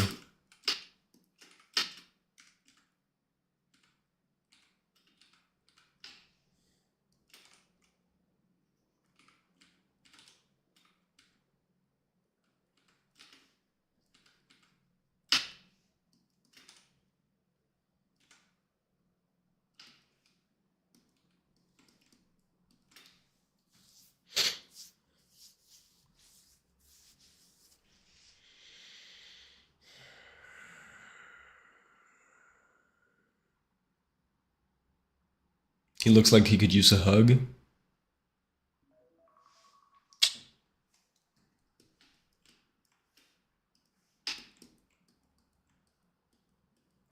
Yeah, maybe that'd help him.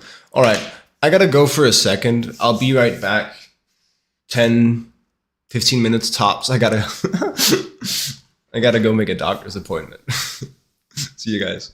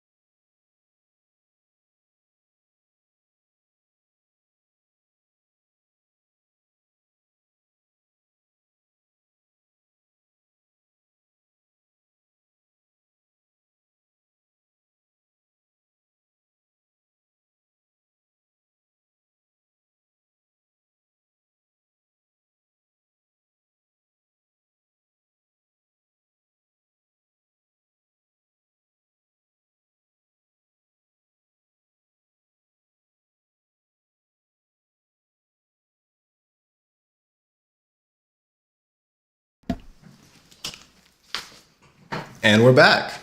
And we're back. Um, Back to work. I thought about this arm a little bit. I think we can do a couple things to improve it almost immediately. And one of the things, I don't know if this is going to be like copyright infringement. Um, but there is this Harley Davidson motor that has like quite a distinctive look that I think is very diesel punk, and that kind of feels like the cap of, you know, something. Feels like the cap of some mechanical prosthesis to some degree. I think we could use that for the shoulder. It's an engine, right? It's the look for a Harley Davidson engine.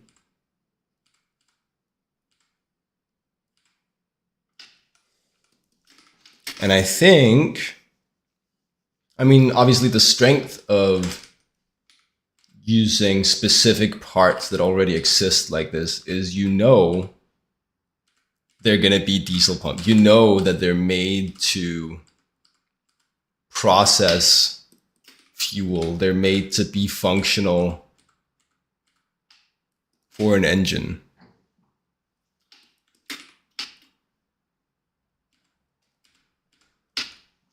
And I like that. I like that it looks like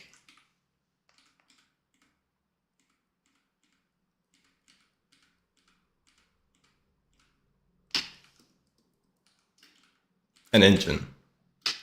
The other thing I thought about that we could sort of do is, and maybe, I don't know, maybe this bottom of the arm could, this forearm could actually work. Well, it's a little short actually, first of all.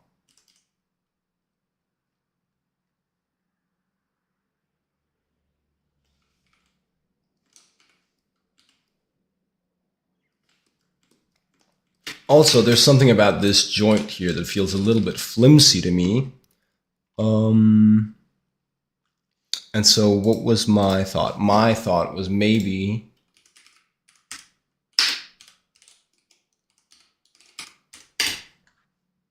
we could use like a hubcap.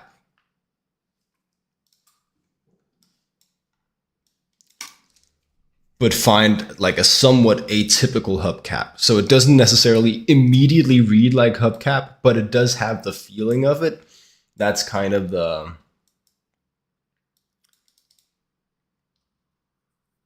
that's the space, that's the design space I want to hit. Because if you take the world's most popular hubcap and slap it on like a design like this, it might feel a little on the nose, is my thinking. But if we find something that's like hubcap adjacent and slap it on here, we might get the right feeling without like,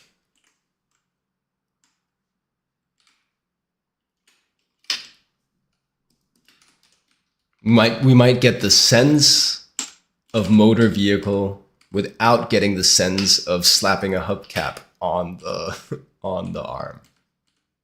That's the goal, at least.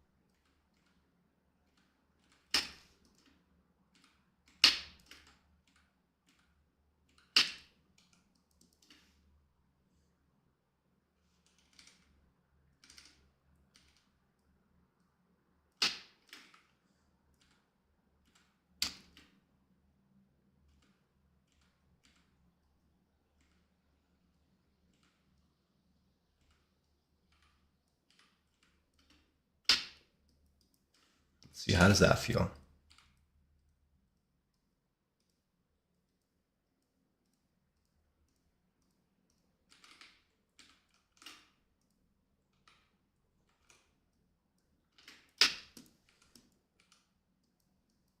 Probably too much.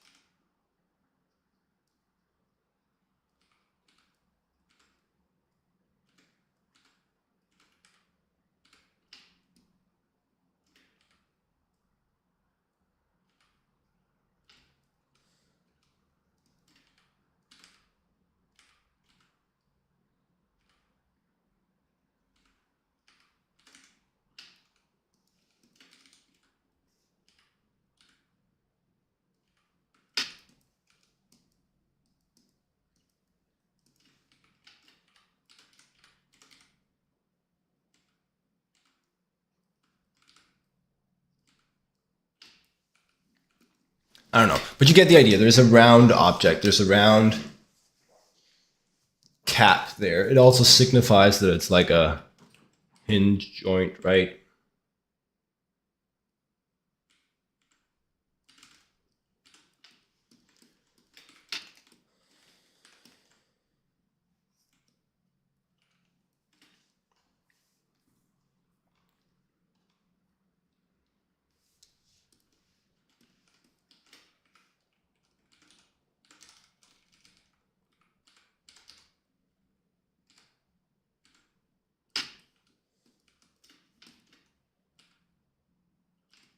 And then something else that I like is this idea of plating and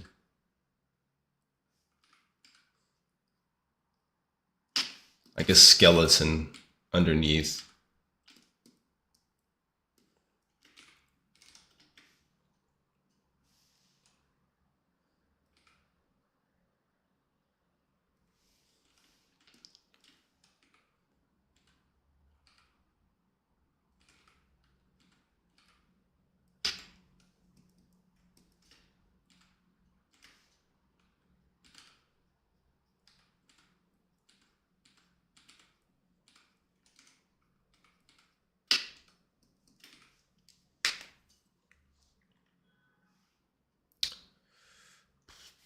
And how do we get that feeling? I think we get it with like some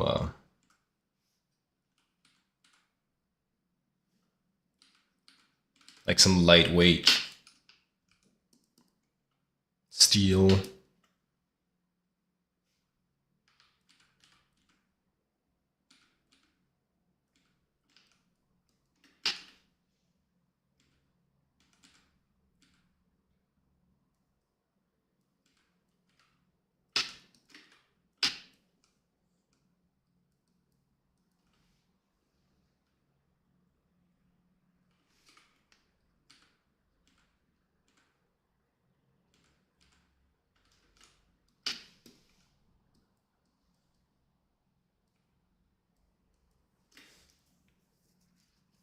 I'm back. I'm back. Oh, I'm back.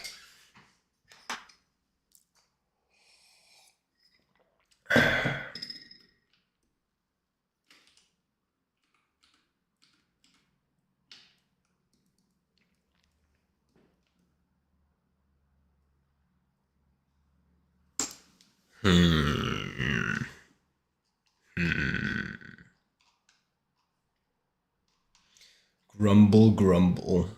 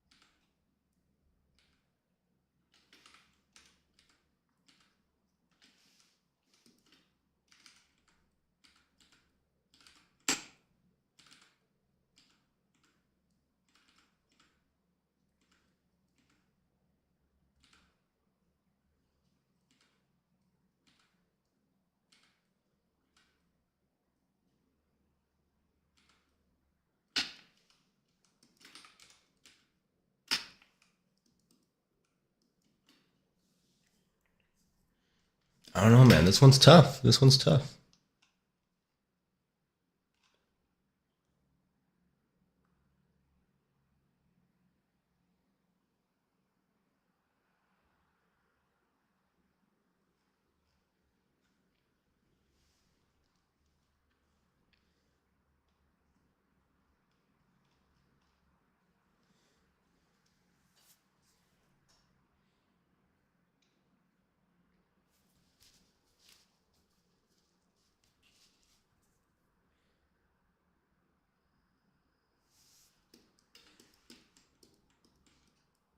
There's a version of this where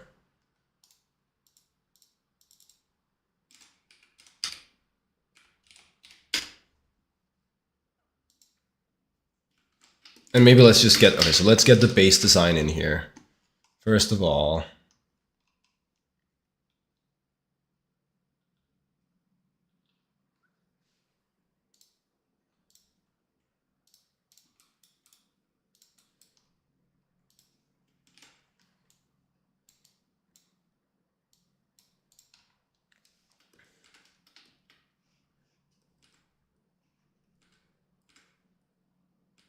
he's like a guy with like a big belt,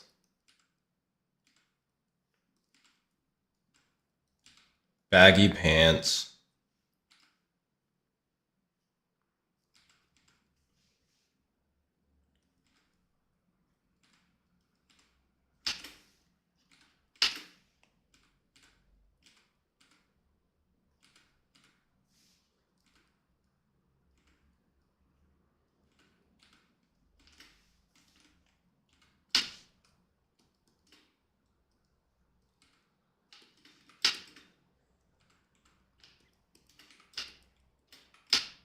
And that leather vest, leather jacket.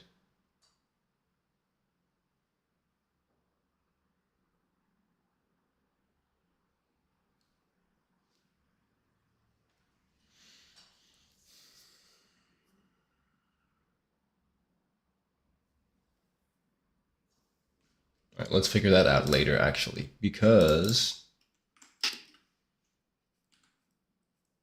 I want to test a bigger arm.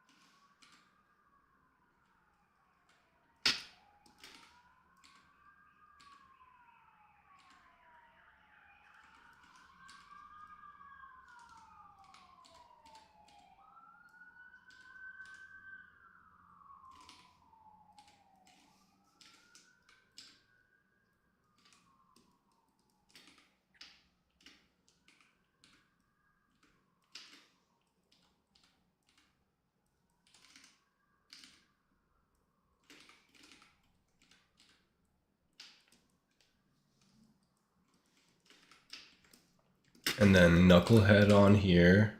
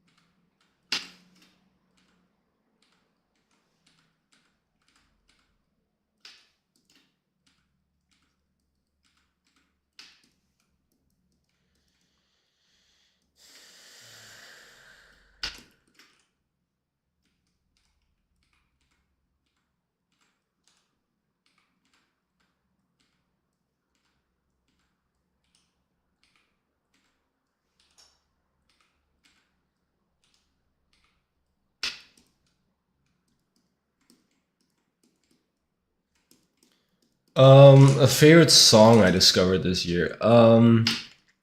It's gonna be Ray. It's gonna be "Buzz It Down" with Ray, and her entire album, 21st Century Blues.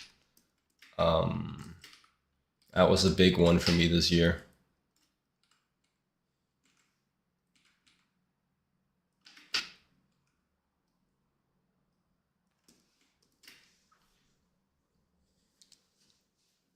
That checks out.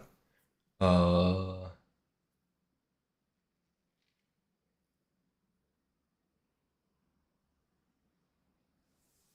like maybe one more segment to that.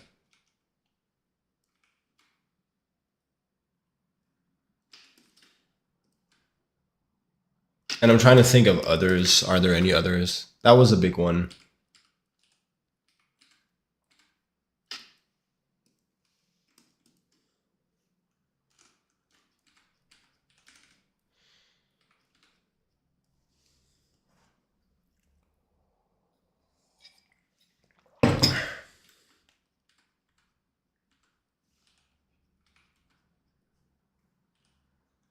Never heard of it. Is R&B. Raye. She's pretty popular, which is not to say that I blame you for not knowing it. Um, I don't know what it is to say.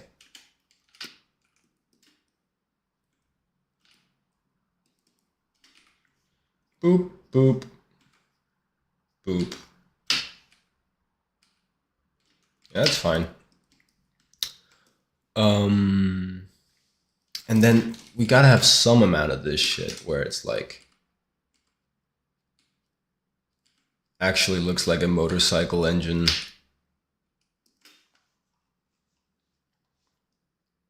Some amount of it.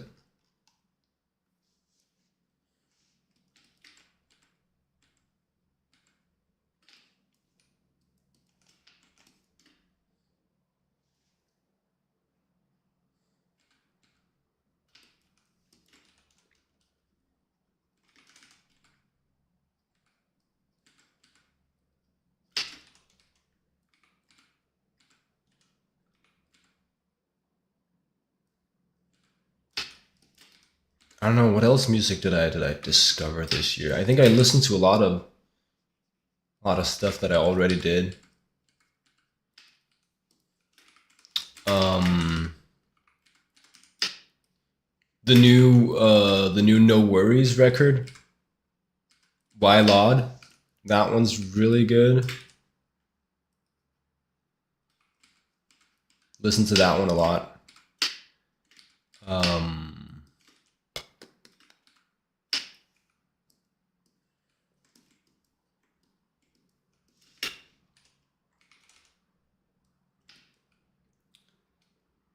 right, right, right, right, right, right, right, right.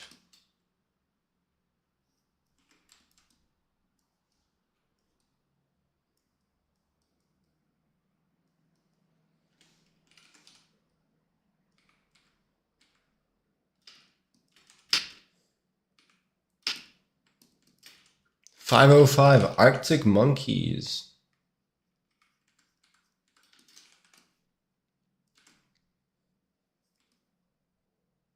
Is that new this year, or did you discover it this year?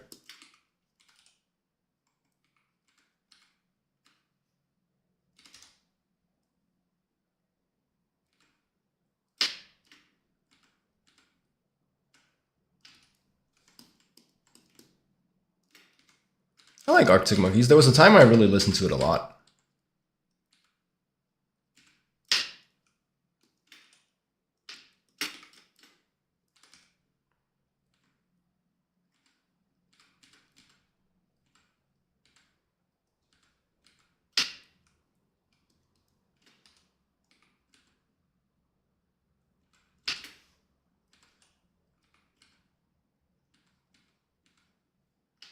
You discovered it this year. Nice.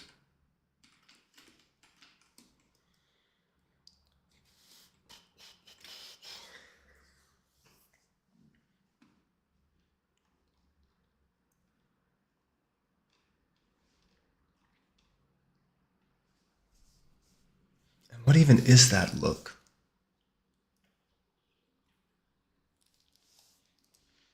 There's this, it's an aesthetic I haven't quite figured out yet, but I think it's got to do with like soft form transitions and insertions and fillets and it's like the and bolts. It's the look of like a motorcycle fuel tank.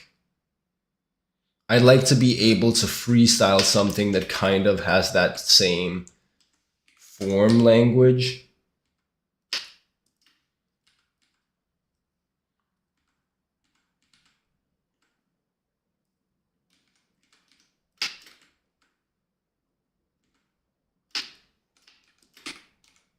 Because I think that's gonna be a useful skill in for this project.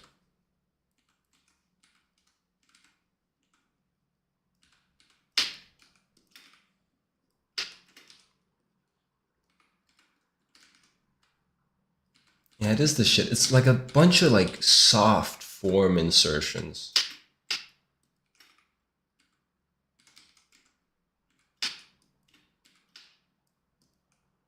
Bunch of soft forms wedging together. Or rounded, not soft, but rounded forms.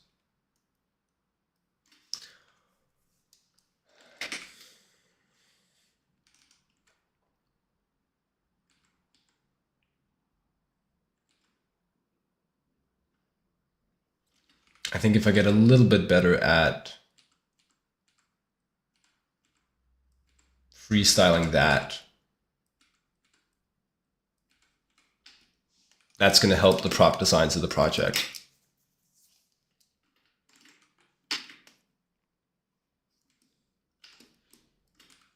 That's like one system, one type of form that I'd like to use more. And then the other thing, I think there's like 3 elements, probably. The next one is like, it's just like endless pipes.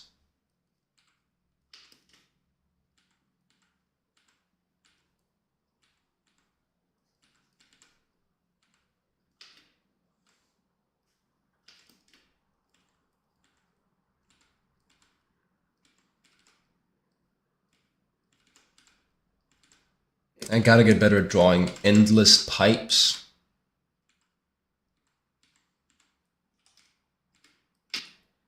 And sort of like,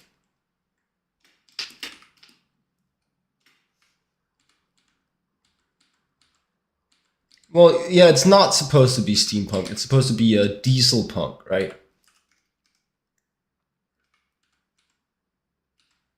So think of them like oil pipes instead of steam pipes.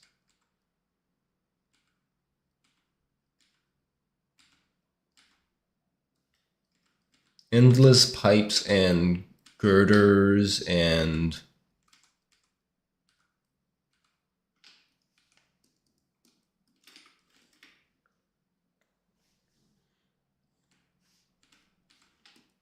I guess that's because these pipes are really big. They go like with railings and shit. I don't need railing per se, but I do need shit to keep the pipes together.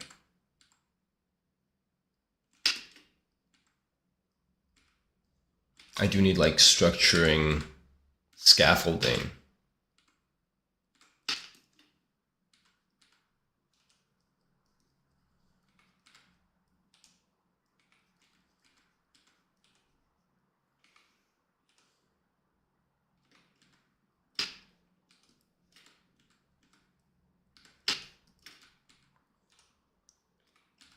I think this is good. I think I'm trying to now quite late in the project, do like a visual palette for how to create the props.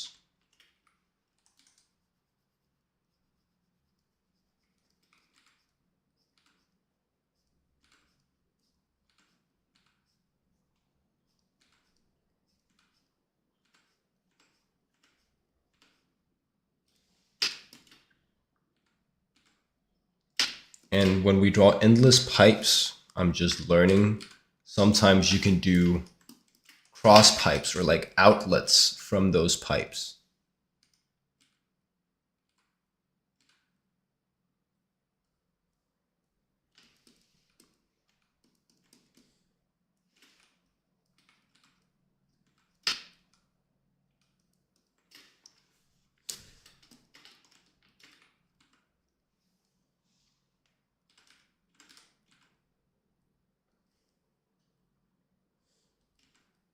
Also, you get pipe segments like this. And you can get like welding marks.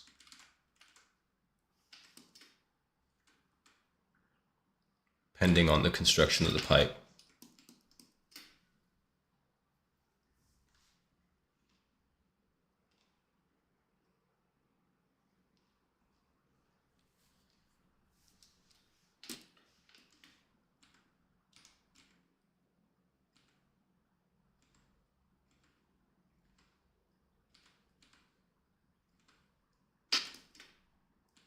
Okay, this one doesn't have to be perfect. It's like a proof of concept. We're trying to establish the system that I then need to explore.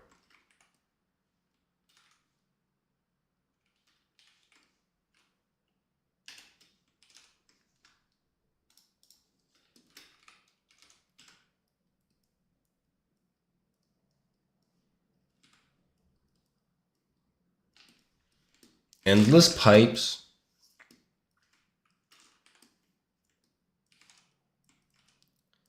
And then how do I describe that? Because it's not necessarily...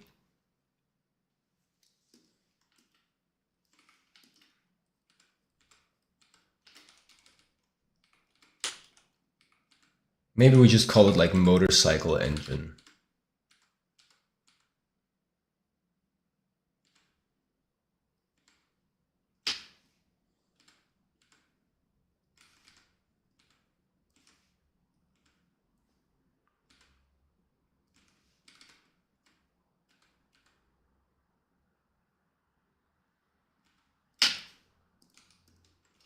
Rounded metal forms wedging into each other.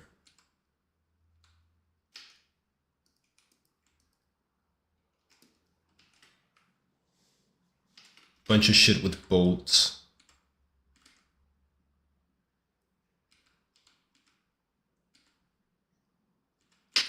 Nuts and bolts.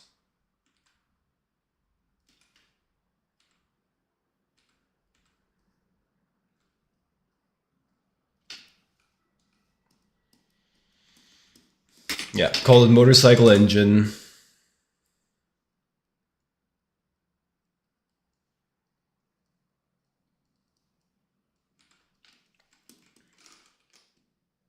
And then I think the last sort of motif that I want in the industrial design of this world is what I was trying to do here.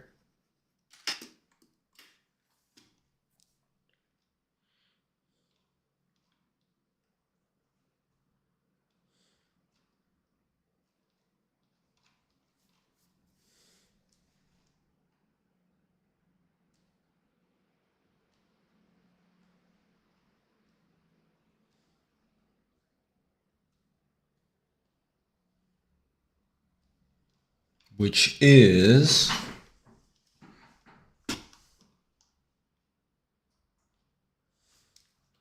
It's this idea of shell and skeleton.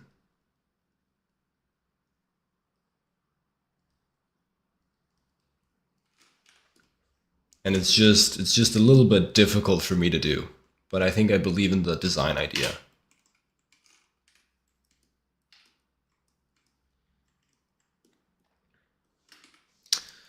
And it looks something like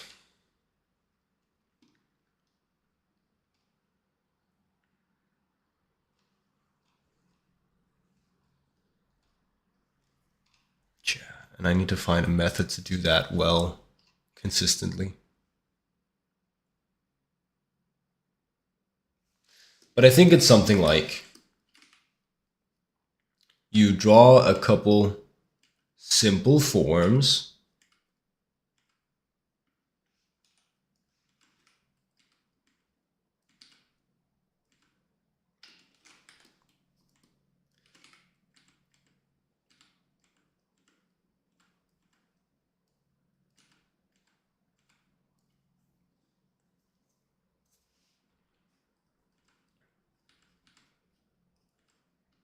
Draw a couple simple forms. Somehow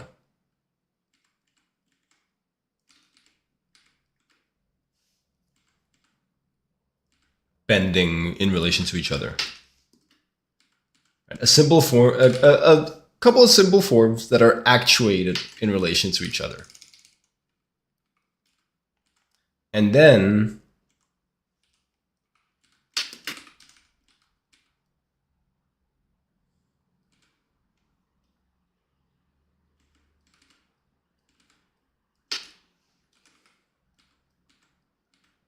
in the gaps between them and through cutouts, you reveal the skeleton underneath. I think that's the strategy.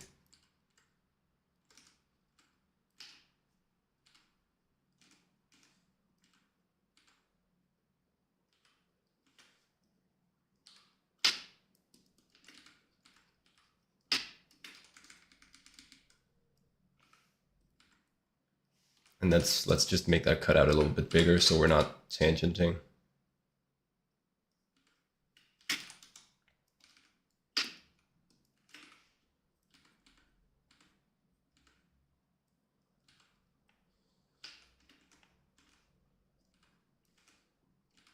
So now we have all this space here in which we could show the inner workings of this shell.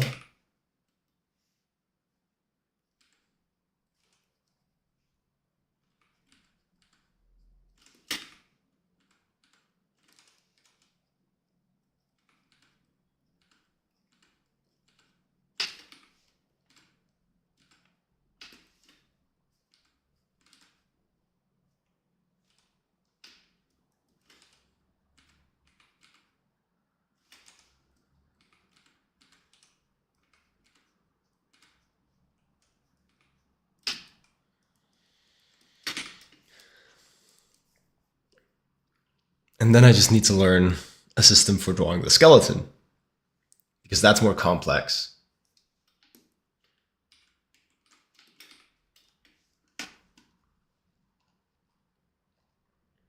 The skeleton needs that feeling of like CNC milled metal. Like the skeleton itself needs that feeling of being cut out.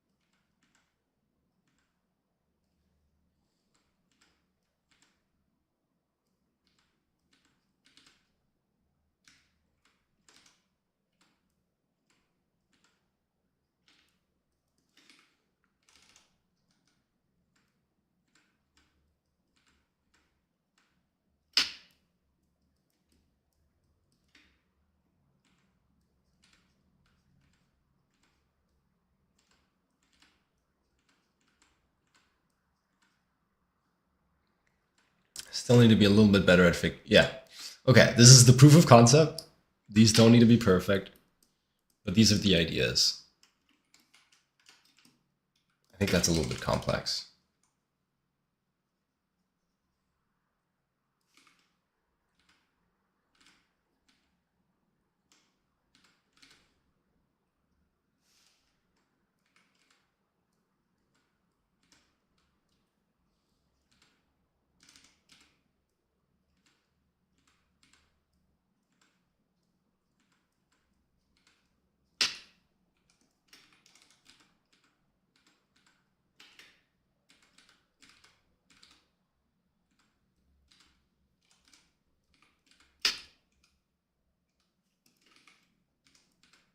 That's dope, not gonna lie. Well, thanks.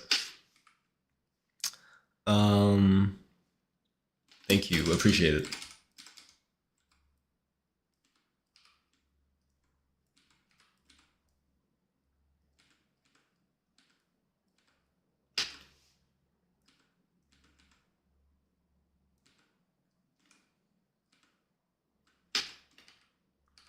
And I think I could really benefit from like taking each of these sort of form motifs and just doing like some exercises where that's just like all I draw for like an hour.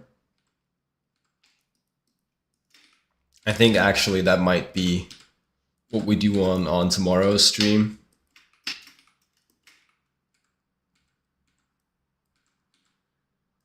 Just some form exercises.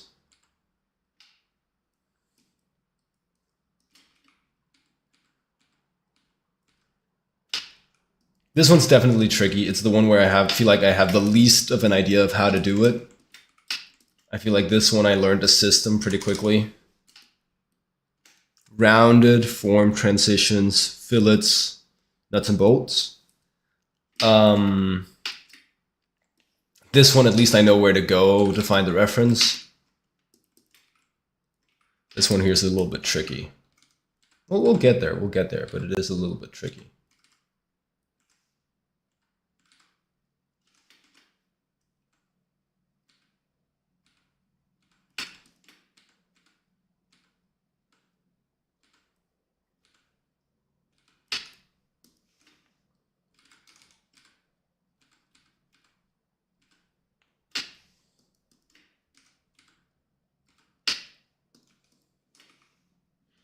We can put some angles onto these cutouts so they're not too simple.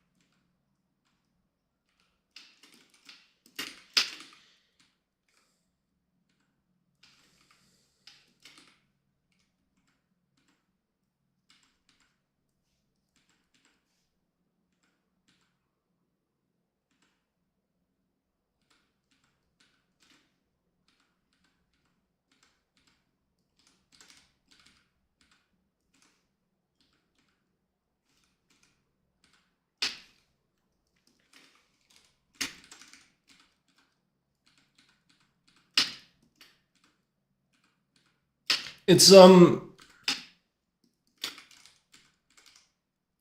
let's finish the visual palette um before we make any comments about it.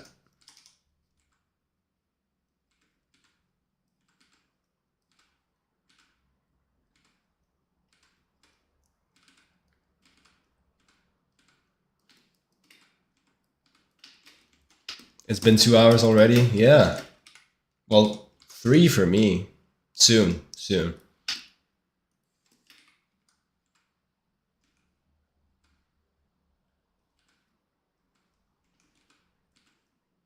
Hope you've enjoyed the stream.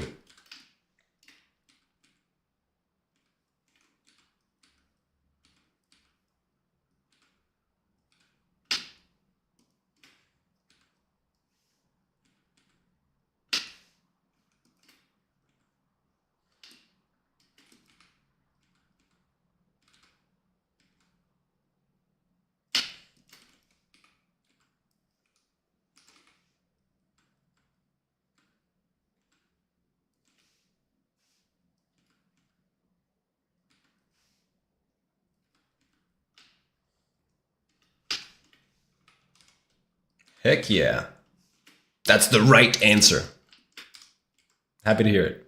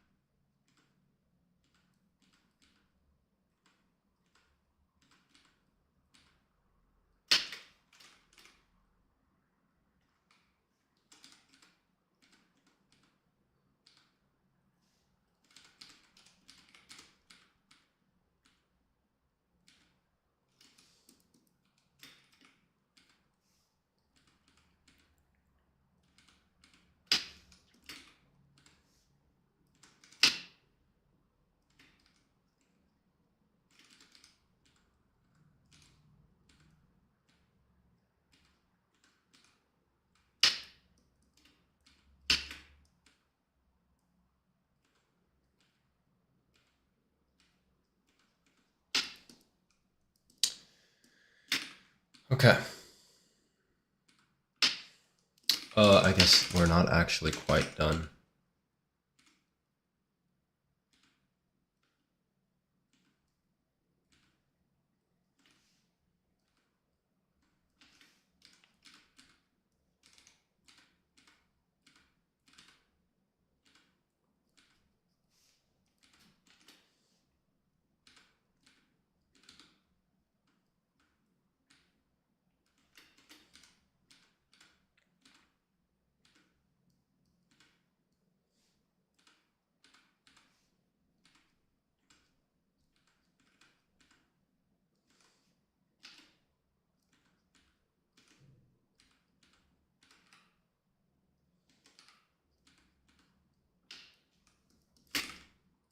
Okay. I think that largely demonstrates the idea. Okay. So, this is something I've seen called a visual palette. It's a technique I've seen employed by a concept artist called Gabo Garza, who's worked on, among other things, Destiny. Now, I don't have his explanation of it. I don't have their explanation of it. But from what I can understand from just my reading of the images, um, it's a way to, like, in a safe environment, and still while drawing, not just gathering reference, figure out the elements of design that you want to use for a certain design. The motifs that you want to use and reuse for a certain, like, design space. And it just seems really practical. So I've been struggling with drawing this arm prop and figured, okay, hell, I'll do one of those visual palettes. And so this is my visual palette for this prop going forward. It's got these three distinct elements. It's supposed to have elements that have the form language of, like, a motorcycle engine. It's supposed to have elements that have the form language of endless pipes, and elements that have the form language of, like, a shell with, like, a mechanical skeleton inside said shell. And we'll see if I have success with this tool, but it seems really useful to me because now I have these three things that I know, okay, these go in the design. And if I have too much of one of them, I apply one of the others. It just gives me like a strong. It gives me like a strong sense of direction. I know where to go with the design now. Reference helps with this. There's something about filtering it through your own drawing that makes it, hopefully, a little bit more intuitive. The last thing that I'm just noticing about this visual palette thing is it makes it really clear for me what I need to do to improve my ability at making these designs. I can practice inventing form that looks like motorcycle engines. I can practice inventing form that looks like endless industrial pipes. And I can practice this shell plus skeleton idea in and of themselves in like a separate form exercise. I can get better at each of these parts of my visual palette. And then when I come back to the arm, I think that's going to be better as well. New technique. I'm actually a little bit excited about this one.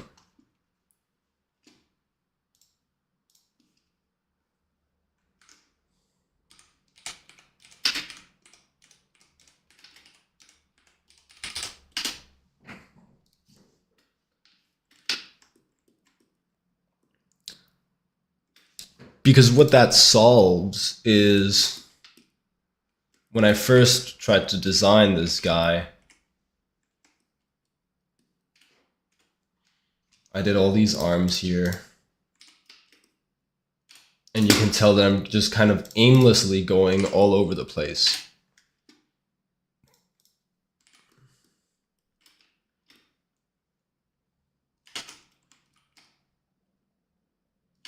And I think structuring the ideas into a visual palette like what we just did, I think that's going to be big. I think that's going to be a huge help. Instead of just like random shots in the dark. Having a clear path helps as fuck. Yeah, for sure. And this is a new idea for me as to how to create that clear path. All right. That's going to be it for me today. Thanks for hanging out. Thanks for joining. See you in the next one. Until then, have a good one.